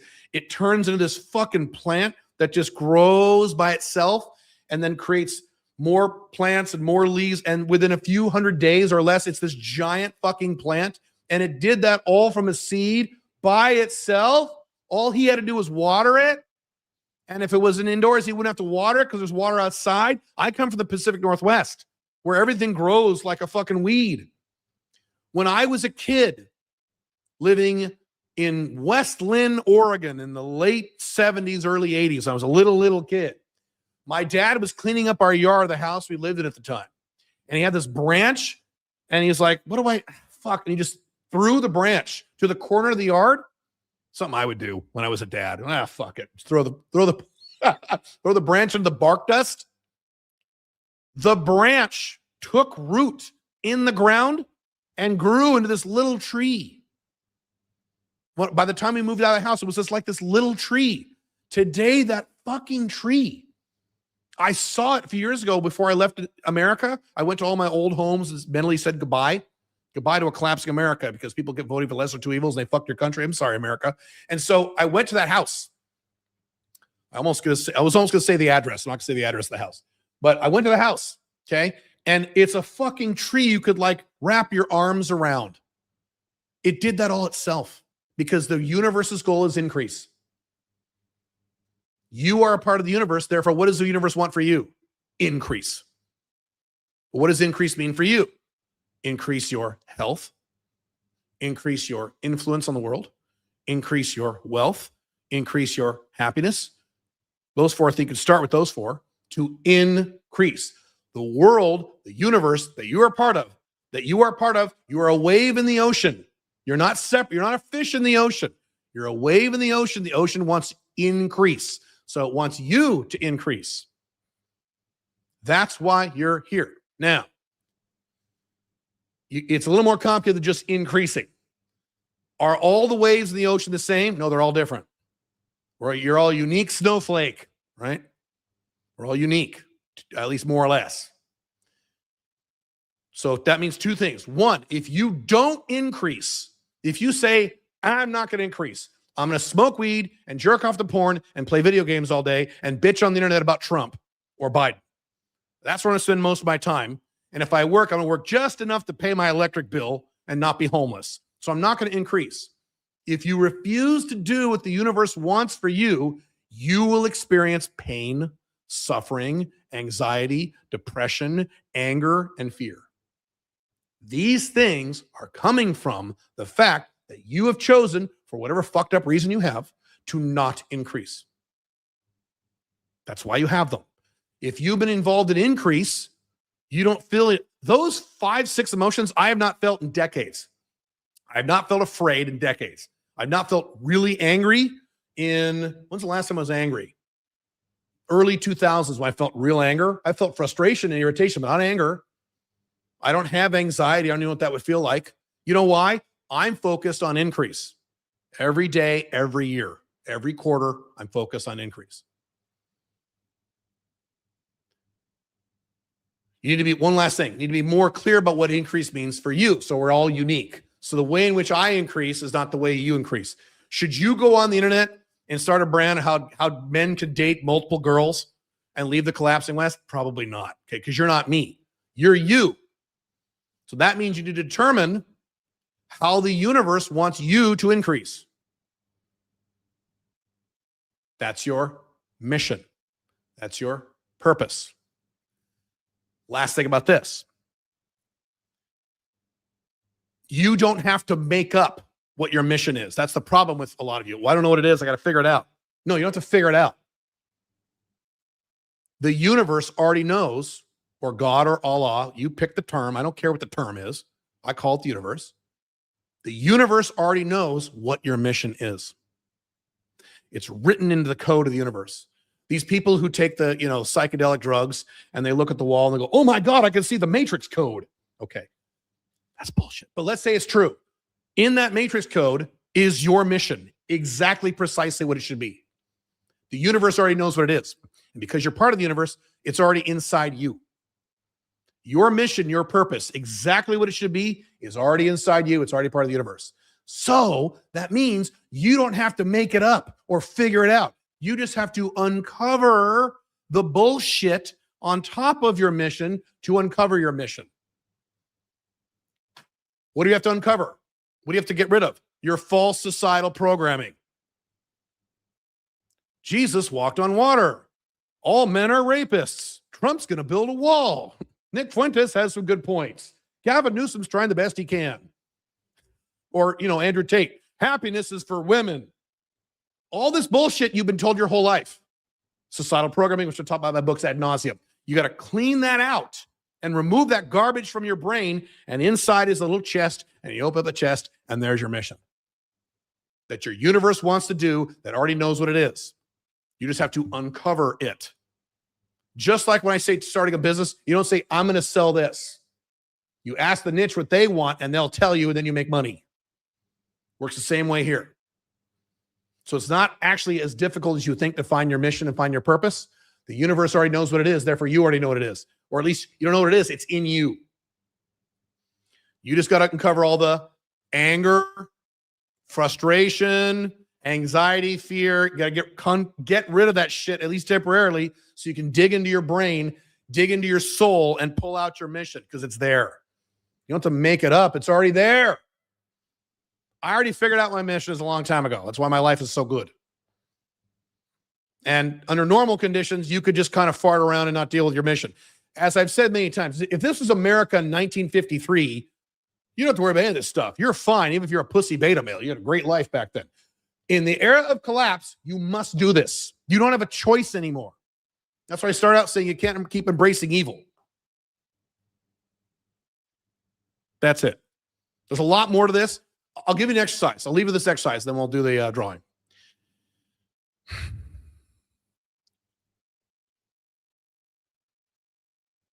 How do I start this? Hang on. I got to gather my thoughts here.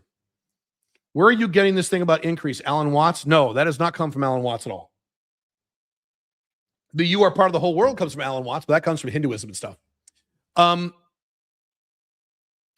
One of my mentors, I haven't talked to him in a long time, is a guy named Randy Gage. And he has talked about how when he talks to people about what do you want for your life? If money was no object, what would you want? Your vision. Where would you live? And what kind of car would you have? And how would you live? And a lot of people go, oh, I just have a house and I'd have a Mercedes and, I wouldn't, Okay. Then he says, okay, fuck that. You're on the beach. You find Aladdin's lamp and you pick up the lamp and you rub it and a fucking genie comes out. And the genie says, I'll give you 5 wishes. You wish for anything you want. What would those wishes be? Then those same people go, oh, I'd have $1 trillion and I'd have 27 houses and I'd have a big mountain of Bitcoin and a big mountain of gold and I'd have supermodels lined. So when they know it's fake, then they give themselves permission to think big and think about what they really want. When you say, what do you want for life? They go, ooh, well, Okay, so here is the exercise I've come up with that mitigates and takes advantage of both poles. So here's what you should do. Don't do this right now. Do this later. This will change your life. Maybe. You may already know these things, but if you're not sure in terms of becoming your purpose and things like that, here's the scenario. You're walking along the street. You see an Aladdin's lamp. You pick it up. It's a little dirty. You rub it. And a fucking genie comes out. And he sounds like Robin Williams from Atlanta, right? He's blue.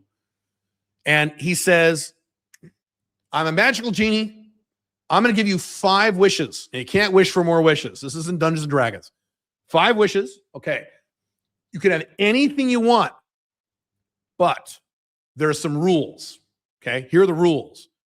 Matter of fact, in Aladdin, there were some rules. He said, I couldn't, what did he say in Aladdin? I can't raise someone from the dead. I can't make someone love you. Anyway, so this genie says, you can literally wish for anything you want. If you want $1 trillion, I'll give it to you. Okay. Anything you want, but here are the rules. One is I can't change the laws of physics. Okay. So if you say I want to be Superman and be bulletproof and fly around, I can't do that. That changes the laws of physics. I can't change the laws of physics. Number 2, I can't change how other people are or how other people feel. So you can't point at the girl you know at the grocery store and say, make her love me. You can't point at your wife and say, can my fat wife lose 50 pounds? I can't affect other people individually like that. I can't do that.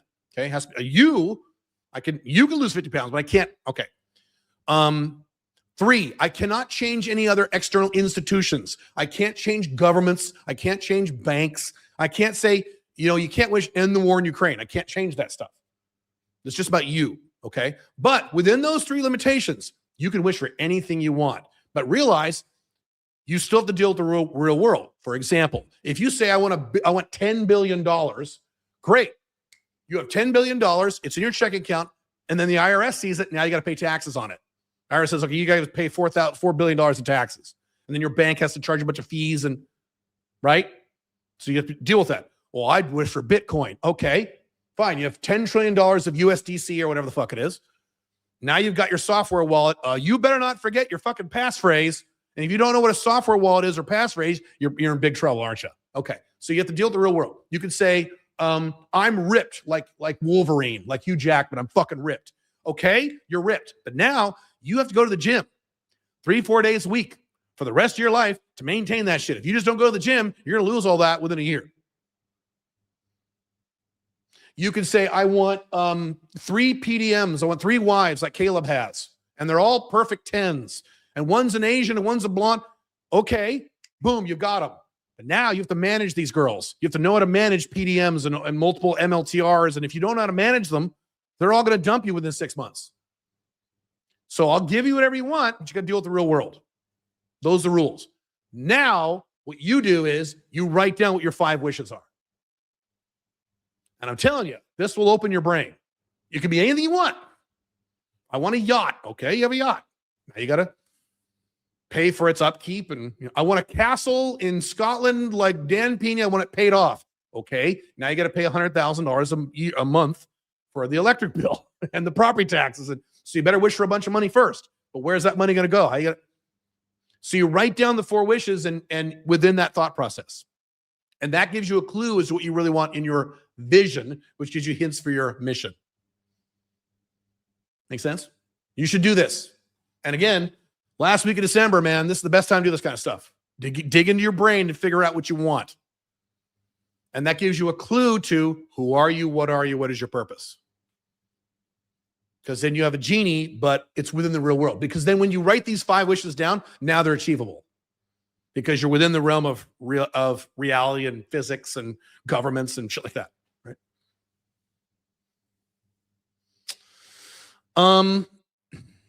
Okay. Last code. You ready? I'll move it around the screen. Those of you seeing on the phone. Don't say it. Don't put it in the chat. Here it is on this side of the screen. Here it is on this side of the screen. It's one of my favorite words. No, the word is not sex. Here's the bottom of the screen. Here's the top of the screen. Okay. So the link you want to go to, we'll do the drawing right now, and I'll do some questions. Let's see. Let me share that. Share that screen again. We'll do the live drawing now. If you're watching the replay, go to this link now, plug in the things, and then we will do another drawing for those watching the replay Tuesday night. If you did not make the full live stream, tinyurl.com/Caleb contest. You need to go there, put in your name, your email address, go there right now. Those of you on live stream, there's a bunch of you. Go there right now because I'm going to give you 2 minutes. I'll answer a few questions and I'll do the drawing. You have to put in your name, email address, and the 3 codes that I gave you during this live stream. Cool? No, you cannot answer. You cannot enter twice. And the drawing is, what's the drawing? What are the prizes? I'll give you the prizes again here. The prizes are, there's the prizes. $50 credit, $300 credit, 30-minute one-on-one coaching call with me in January. And I'm going to do the drawing right now in about 5 minutes for those of you who are live. And then for those of you watching the replay on YouTube, get this done before Tuesday night. I will do this Tuesday night. tinyurl.com/Caleb contest. Go there right now. Go there right now. If you're watching the replay, go there right now. If you're on the live stream, go there right now. Plug your shit in. Let me answer some questions. How are you guys doing this?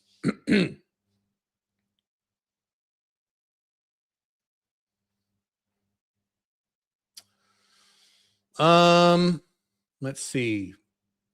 Not coming to Canada. No, you can fly to Chicago very easily. Regarding collapse, what about Western and Eastern Europe? Western Europe is fucked. Eastern Europe is fucked, but not as fast. Does it have more or less time than the USA? Probably less.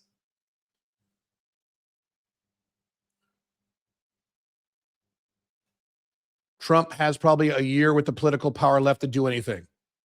And you know, if he does stuff, he'll fuck it up more. Would you recommend continuing with the tattoo shop business if I get out of Germany, or should I continue finding a niche? I need to do more research on how much money tattoo artists make, what kind of margins they have. They're good margins, yes.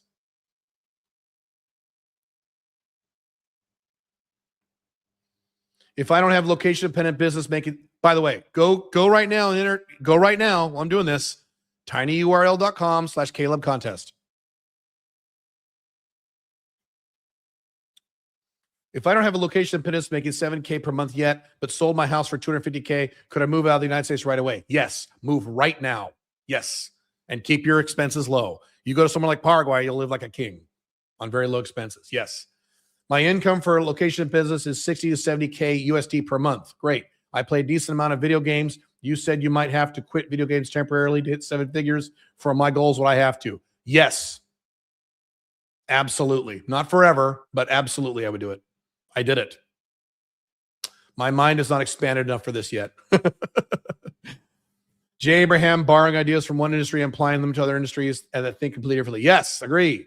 Can the $500 credit be used for your existing products at any of the live events? Anything I currently sell that is available, you can use it for. Are you a non-dualist? No. This sounds like Aviata Vendata. I don't know what that is.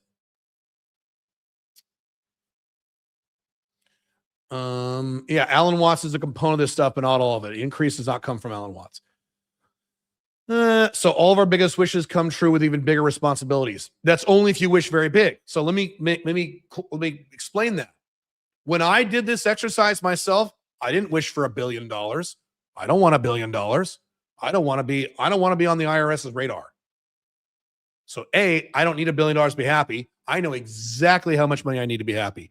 It's a lot of money. It's nowhere near $1 billion. It's not even 100 million. I don't need 100 million. I know exactly what I want based on the lifestyle I want to live for the rest of my life. I know precisely what these numbers are. Nowhere near that shit. So I don't need that. I do not want $1 billion. I don't want to be on the radar from the IRS, and I don't want that shit. So maybe you don't have to wish that big. Now, if you want to be a multi-billionaire, there's a small percentage of you who do. Great, go for it. I don't want to be famous. But if you want to be, if you're like Andrew Tate or Grant Cardone, their goal in life is to be famous and have everyone know who they are. Great, go be famous. I don't. So it helps you clarify what you want, but why do you want it? People say, I want $1 billion. They don't know what that means. Now, some people really do want $1 billion. Alex Hormozi wants to be a billionaire. He'll probably get there. Charlie Morgan wants to be a billionaire. Sam Ovens wants to be they want to be billionaires. They're cool with that. I am not. I do not want to be a billionaire. No. I have other things in my life that are more important. But money is important. I have big financial goals, but not $1 billion. So that's my point. My wishes are on money to spend on the best coaches. I agree with you.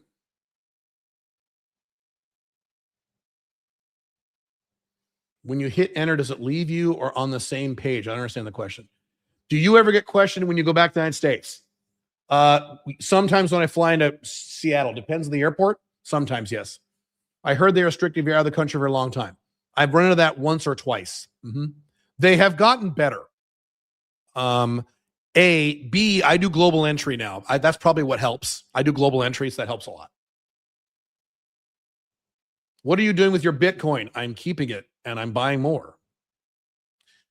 What follow-up cadence would you schedule with a conversation with a clinic owner in terms of business days between each email? It's more important to call than to email. Cold email is kind of a waste of time, in my opinion, in most cases.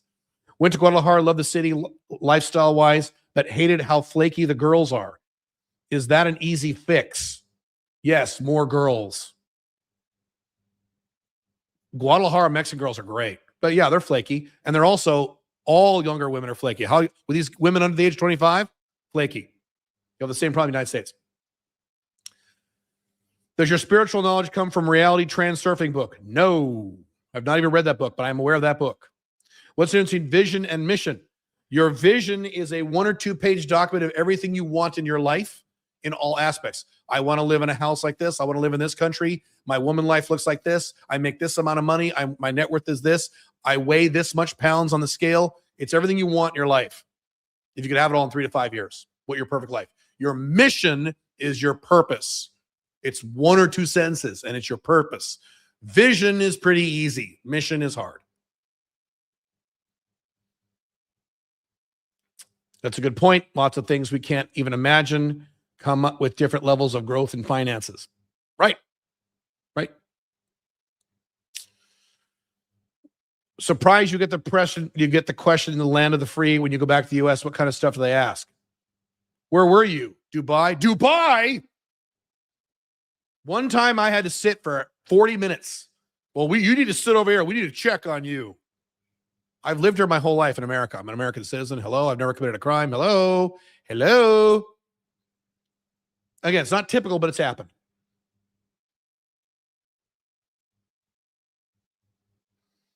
America's not the land of the free. It's, well, at least it sucks.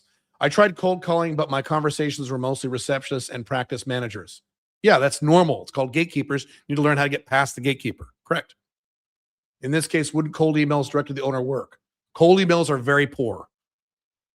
So you can do a lot of both. A lot of cold calls, get better at getting to the gatekeeper. Lots of sales books and sales courses you get on how to get past the gatekeeper. Lots more calls, and then a lot of cold email. Cold email is like, 1%. It's pretty weak. Can work, but it's hard. If I don't have location independent income, but I have decent net worth, how much would you think is the bare minimum to leave the West? None. You can leave right now. Thoughts on minimalism? I'm relatively minimalist. I don't own a car. I live in a 1-bedroom apartment. I have 4 shirts. I'm relatively minimalist. I think it's great. That's my opinion. It's not good or bad. Is it part of your vision or just a mechanism to achieve hyper flexibility? It's part of hyper flexibility. I want to be hyper flexible. Yep. Thoughts on silver going ham right now? Thank you for this gem of stream. You're welcome. I own silver. I have for a long time. I've been talking about silver a long time. Yeah. What financial level starts attracting negative attention? I can't give you a number. I know it's $1 billion. I don't know what the number would be. 30 million? I don't know. There's no way to know that. All right, 2 or 3 more questions, and I will actually, while we're talking here, I'm going to go right now to bring on this. I'm going to do the drawing. So if you haven't done it yet, you better fucking hurry because I'm doing it right now, baby.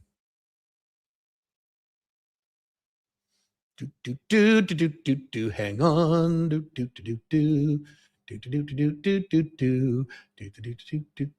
Responses. Okay, there we go. Great. You guys respond. Ooh, a lot of you. All right, great. All right, here's what I'm going to do. I'm going to, let me turn this off here. I have a big list of names. I'm going to just scroll with my mouse wheel and just close my eyes. I'm not looking, and just point at one and touch one on the screen. Okay, this is what I'm going to do. Okay, I got to write this down though too. Hang on. Wasn't prepared for this. I'm just going to say your first name. I'm not going to say anything else. Okay, so you know who you are. You'll be getting an email from my team within the next 24 hours.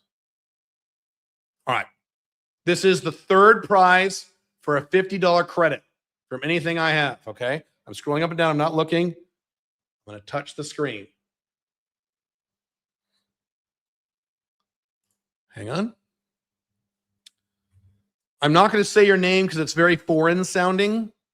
It starts with an N and it ends with a V. So you just won $50 credit. Now, go back.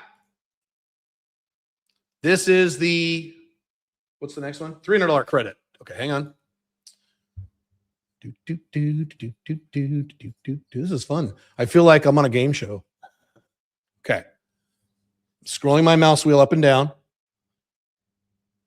Okay, yeah, okay. I'm not going to look. I'm going to touch the screen.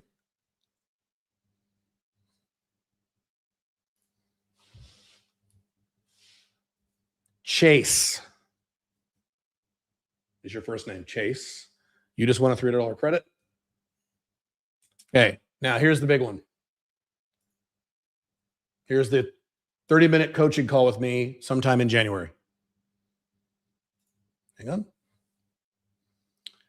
This is kind of fun. Maybe we should do this more often. Maybe we should do, the next one should be like a Lambo. Okay. Okay, hang on. This is kind of I'll have to have a more high-tech system for doing this next time. Okay. Hang on to make sure. Wait, why is it not going? Oh, here it is. Okay. Scrolling up and down. I can see on my peripherals going up and down. Touching the screen. Adam. I'm not going to say your last name. You just won a 30-minute coaching call with me. Okay, if you're watching the replay of this, you'll get an email if you win, because I can't announce it. I guess I can announce it on my YouTube, what do they call it now? Posts. I guess I could do that. I'll do that. Will that work? Cool. All right. I can answer a few more questions. How are we? 3 hours and 10 minutes. Perfect, baby. Cool. All right. There wasn't 24 people. Incorrect, dude. There's a lot more than that. Give me a few more questions and I'll answer a few questions. Then I got to go.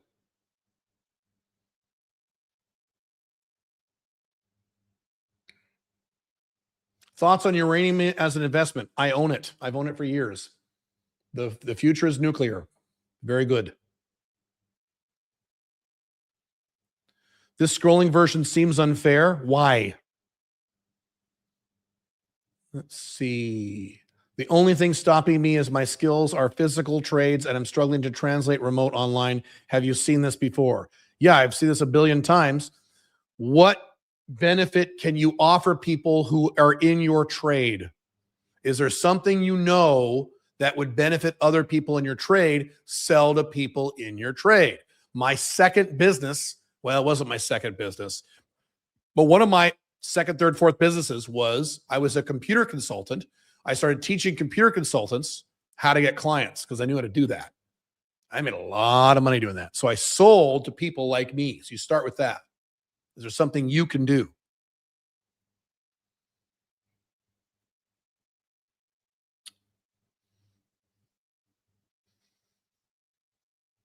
For clarity, we cannot enter Tuesday raffle if we enter today's, correct? That is correct. You can't enter twice. That would be fair.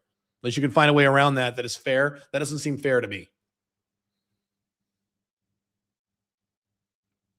Do you still think China will rule the world? No. China will be one of the great powers in a multipolar world. So what we had after World War II, so first we had a multipolar world around World War I. You had lots of little superpowers, okay? Very multipolar. And then after World War II, we had a bipolar world, not bipolar as in crazy, but bipolar as in two poles. We had two superpowers, Soviet Union, United States. So the entire world was effectively de facto run by two superpowers, right? Okay. Then as of early 90s, Soviet Union collapsed because it's communist. That's what happens when you embrace communism, you stupid people in New York. And so then it was a unipolar world. The United States has de facto run the entire planet Earth since 1991 up all the way up until 2020s. And then what you're going to have is a collapsing USA and a rising Asia, specifically a rising India, rising China. Russia's going to bounce up and down. Brazil's going to bounce up and down. So you have several different poles, multipolar, which is good. That's actually good news. I don't want the world being run by one thing. That's very dangerous.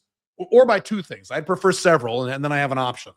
and they fight each other and they leave me alone in Dubai and Paraguay. So kind of like it. What was the best stock you ever invested in? I don't invest in stocks. I don't do stocks. Not my thing. Asian tech professional who moved to the West for money but missed home, moved to Southeast Asia. I don't understand your question. If we quit our job, how do we accommodate for benefits, health insurance, 401k match, etc.? Okay, that's an employee mindset question. How do I get my 401k if I quit my job? You don't.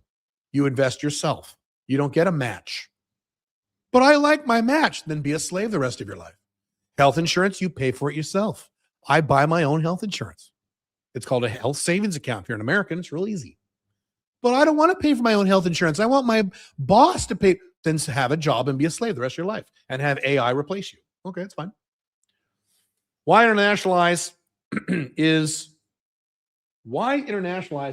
CRS, CARF, and global, and the OECD will just force all non-compliant jurisdictions into line. They won't force all non-compliant. They'll force the big non-complying, like Dubai. They won't force Paraguay to do anything. They won't force Belarus to do anything. I'm not saying move to Belarus. There are lots of countries they're going to leave alone because they don't care. Paraguay's top that list. So incorrecto. How would I handle the tax situation if I don't want to live in Paraguay? Have two homes like me. Under 183 days in Mexico, under 183 days in Colombia, and spend 1 week in the middle in Panama. There you go. No zero tax. Mexico is easy to avoid taxes because I know a lot of expats don't pay taxes. You can also lie. I don't advise lying or breaking the law. I always advise to follow the laws of wherever you live. If you hate the laws of where you live, then leave. So you can, I know lots of people live in Mexico who just tell Mexico, I didn't make any money. I don't make any money. I'm poor. And Mexico has no way of checking, so they lie. I don't recommend that, but it is an option. But I don't do that. Would AI help with medical advances? Absolutely. With people with various health conditions? Abso-fucking-lutely.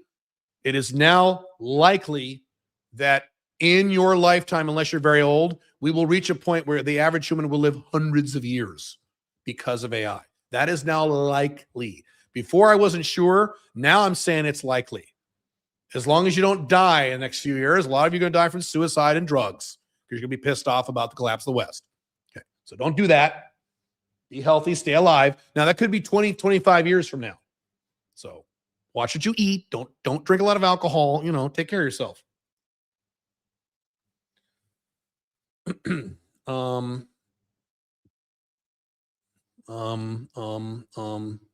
Let's see. You guys keep asking questions. You push them up, and I can't read them. Would AI? Do you have any plans, adjustments made for the collapsing population, especially in the West and East Asia? Yes. Yes. It's called 5 flags, high income, high net worth, 3 PDMs. Now I'm not affected by any of this. That's my answer. And niched income, niched business income. Read my book, Freedom Fortress. Any advice on how to stop giving a shit about what other people think? Read my book, The Unchained Man, alphamalebook.com. It teaches you exactly how to do that. I love doing sales. Good. Can I do that as my Alpha 2.0 business? Because what about if I have kids? Huh? I don't understand your question. Yes, you can definitely do sales as your Alpha 2.0 business as long as you're niched. And eventually you have to move into something else because salespeople will be replaced within the next 5 years. Not 2 years, but next 5. But the answer is yes. You got to pivot later, though. Didn't Paraguay just adopt CRS? No. Getting non-CRS bank accounts or is almost impossible now. That's not true. You're wrong. I'm sorry, you're wrong. You're wrong on both counts. Which one of your products brought the highest percentage of success to people? Well, I have like 80 products. There's no way for me to determine that. 90 Biz Builder is pretty damn good, though. Has Paraguay changed a lottery now for residency? For sure. We will know in about 3 weeks. Billy's down there now getting people residency right now. She's down there right now. I got guys down there right now doing this to prepare, so you don't have to worry about it. The point is, you don't want to. Here's the point of this, guys.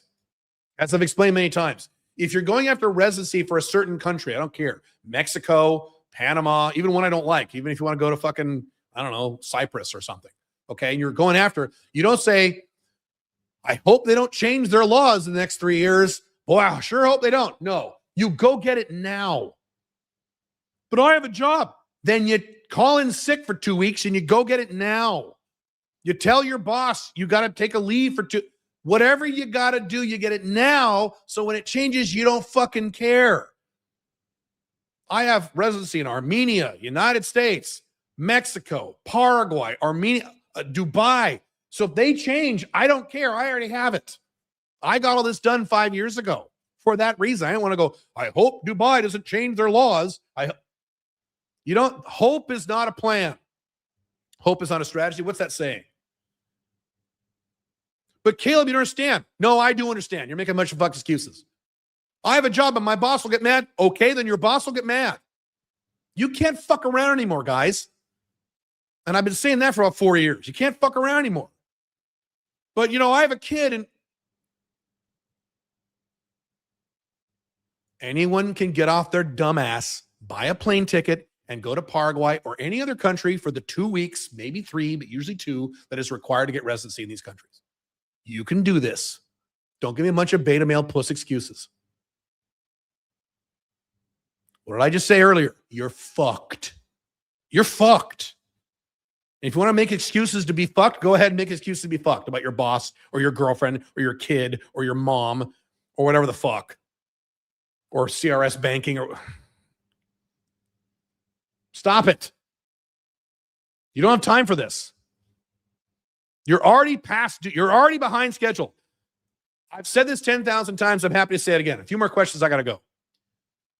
If I lived in the United States or Canada or Western Europe or Australia, any one of these Western collapsing countries, okay, right now, like most of you, and I did not have any location independent income, and I did not have any residencies anywhere other than my collapsing Western country, I would be screaming in terror every morning. I would be in a state of constant terror and fear. Oh my fucking God.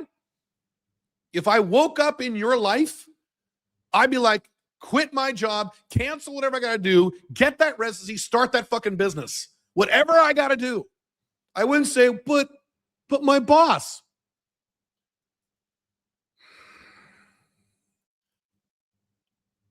I've been doing this for a long time, and I've done entire videos and blog posts about this. I get emails from guys who don't follow my advice and what happens to them.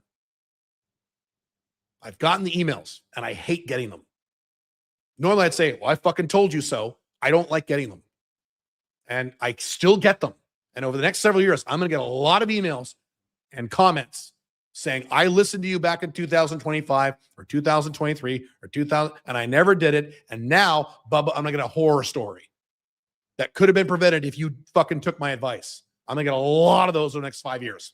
A lot. I didn't do it because I made a bunch of bullshit excuses about blah, blah, blah, blah, and I didn't start my business. I didn't get my residency. I didn't da-da-da-da. I didn't da-da-da-da.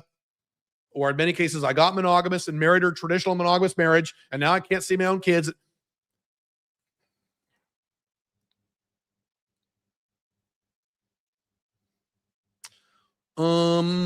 Let's see. A few more questions. Where are we here?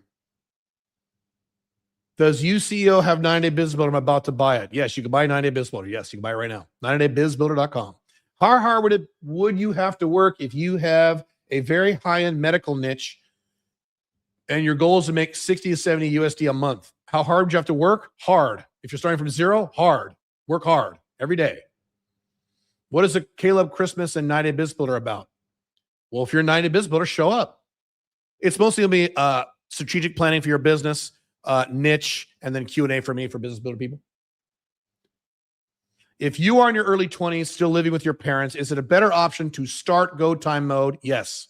Or rent a studio apartment, alone time, to have the mental space for 3.0 90-day business builder.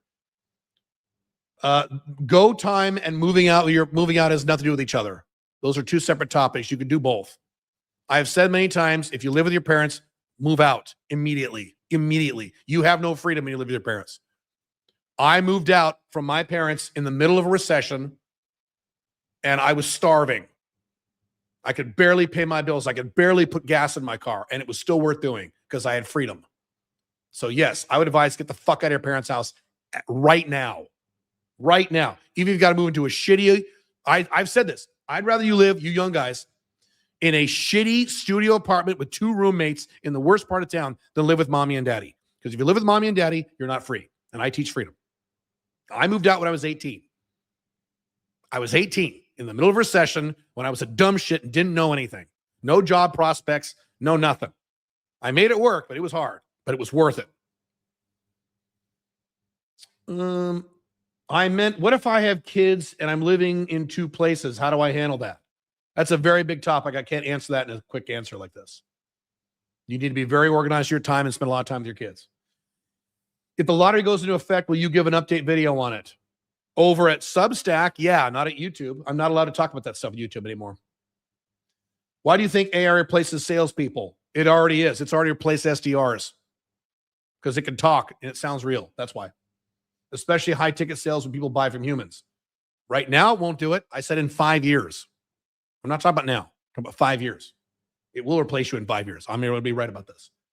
As white people are going extinct, yes. I just saw the map of the birth rates. It's hilarious. I'm going to put it on YouTube. I will put that on YouTube. A color-coded world map of birth rates, and it shows green where they're having replacement, and then red or yellow where there's under replacement. And it's the entire world is red or yellow except a little band in Africa and Paraguay. White people going extinct. Would it ever get to a situation where the situation is so bad and something needs to be done? That's for white people who want to do something. What would you do? What effect do you have on the entire planet Earth? None. Focus on yourself. Most people in the collapsing West want to stay where they are. I know. That's why they're fucked. That's why my content is only for 10% of men. Yep. So they don't care. Correct. For people like us, we are trailblazers. Correct. You said Paraguay was joining CRS in 2027. Right. That sounds right. Correct. Not now. And I don't know why you're so worried about this. So what? You can still get a bank account. And you have lots of other options for other countries to get bank accounts in. I don't know why you're so worried about this. What happens when all financial privacy is gone? Oh, right. Did you read the article? Read the article. Do you use Graphene OS on your phone? No. Do you worry about surveillance? No. 2% rule. Read the 2% rule. All right, last question. I got to go. Have you ever traveled without a home base? Yeah, I was homeless in 2023 for about 3 months. Yeah. When I moved Pink Firefly back to the United States temporarily, was in the United States for a month, was in Mexico for about 6 weeks, was in Dubai for about 2 months, all without a home. Yeah. I don't care. Fine. I'm hyper flexible. Don't care. Don't love it. Not a permanent scenario, but I could be homeless for a few months. No problem, dude. I'm hyper flexible. All right. I'm going to let you guys go. If you are watching the replay, please go to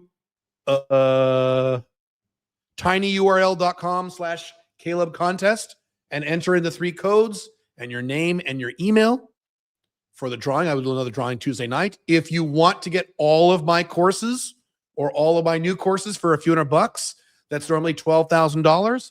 Go to the websites I said earlier. I forgot what they were. You can watch the replay and rewind this. And you don't have time. That's my final word for this live stream, which is always my final word. You don't have time to fuck around. You don't have time to hope Trump will fix it. You don't have time to make excuses about your boss or your mom. You need to take action, build your location independent income, get your second residency, ideally move out of the collapsing West, but you don't want to, get an international backup plan, and or make plans to leave the collapsing West within 18 months, which you can do. And we'll talk more about this next year. Find your meaning, find your purpose. A lot of shit is going to get a lot worse. And if you don't know who you are, and you don't understand who you are and your place in the world and your meaning and all that stuff, you're in big trouble like the vast majority of humanity. Or I should say, the vast majority of humanity who live in the Western world. I don't live in the Western world, so I don't have these problems. I'm here to help you get out of the Western world so you can live a happy life. And that's it. See you soon.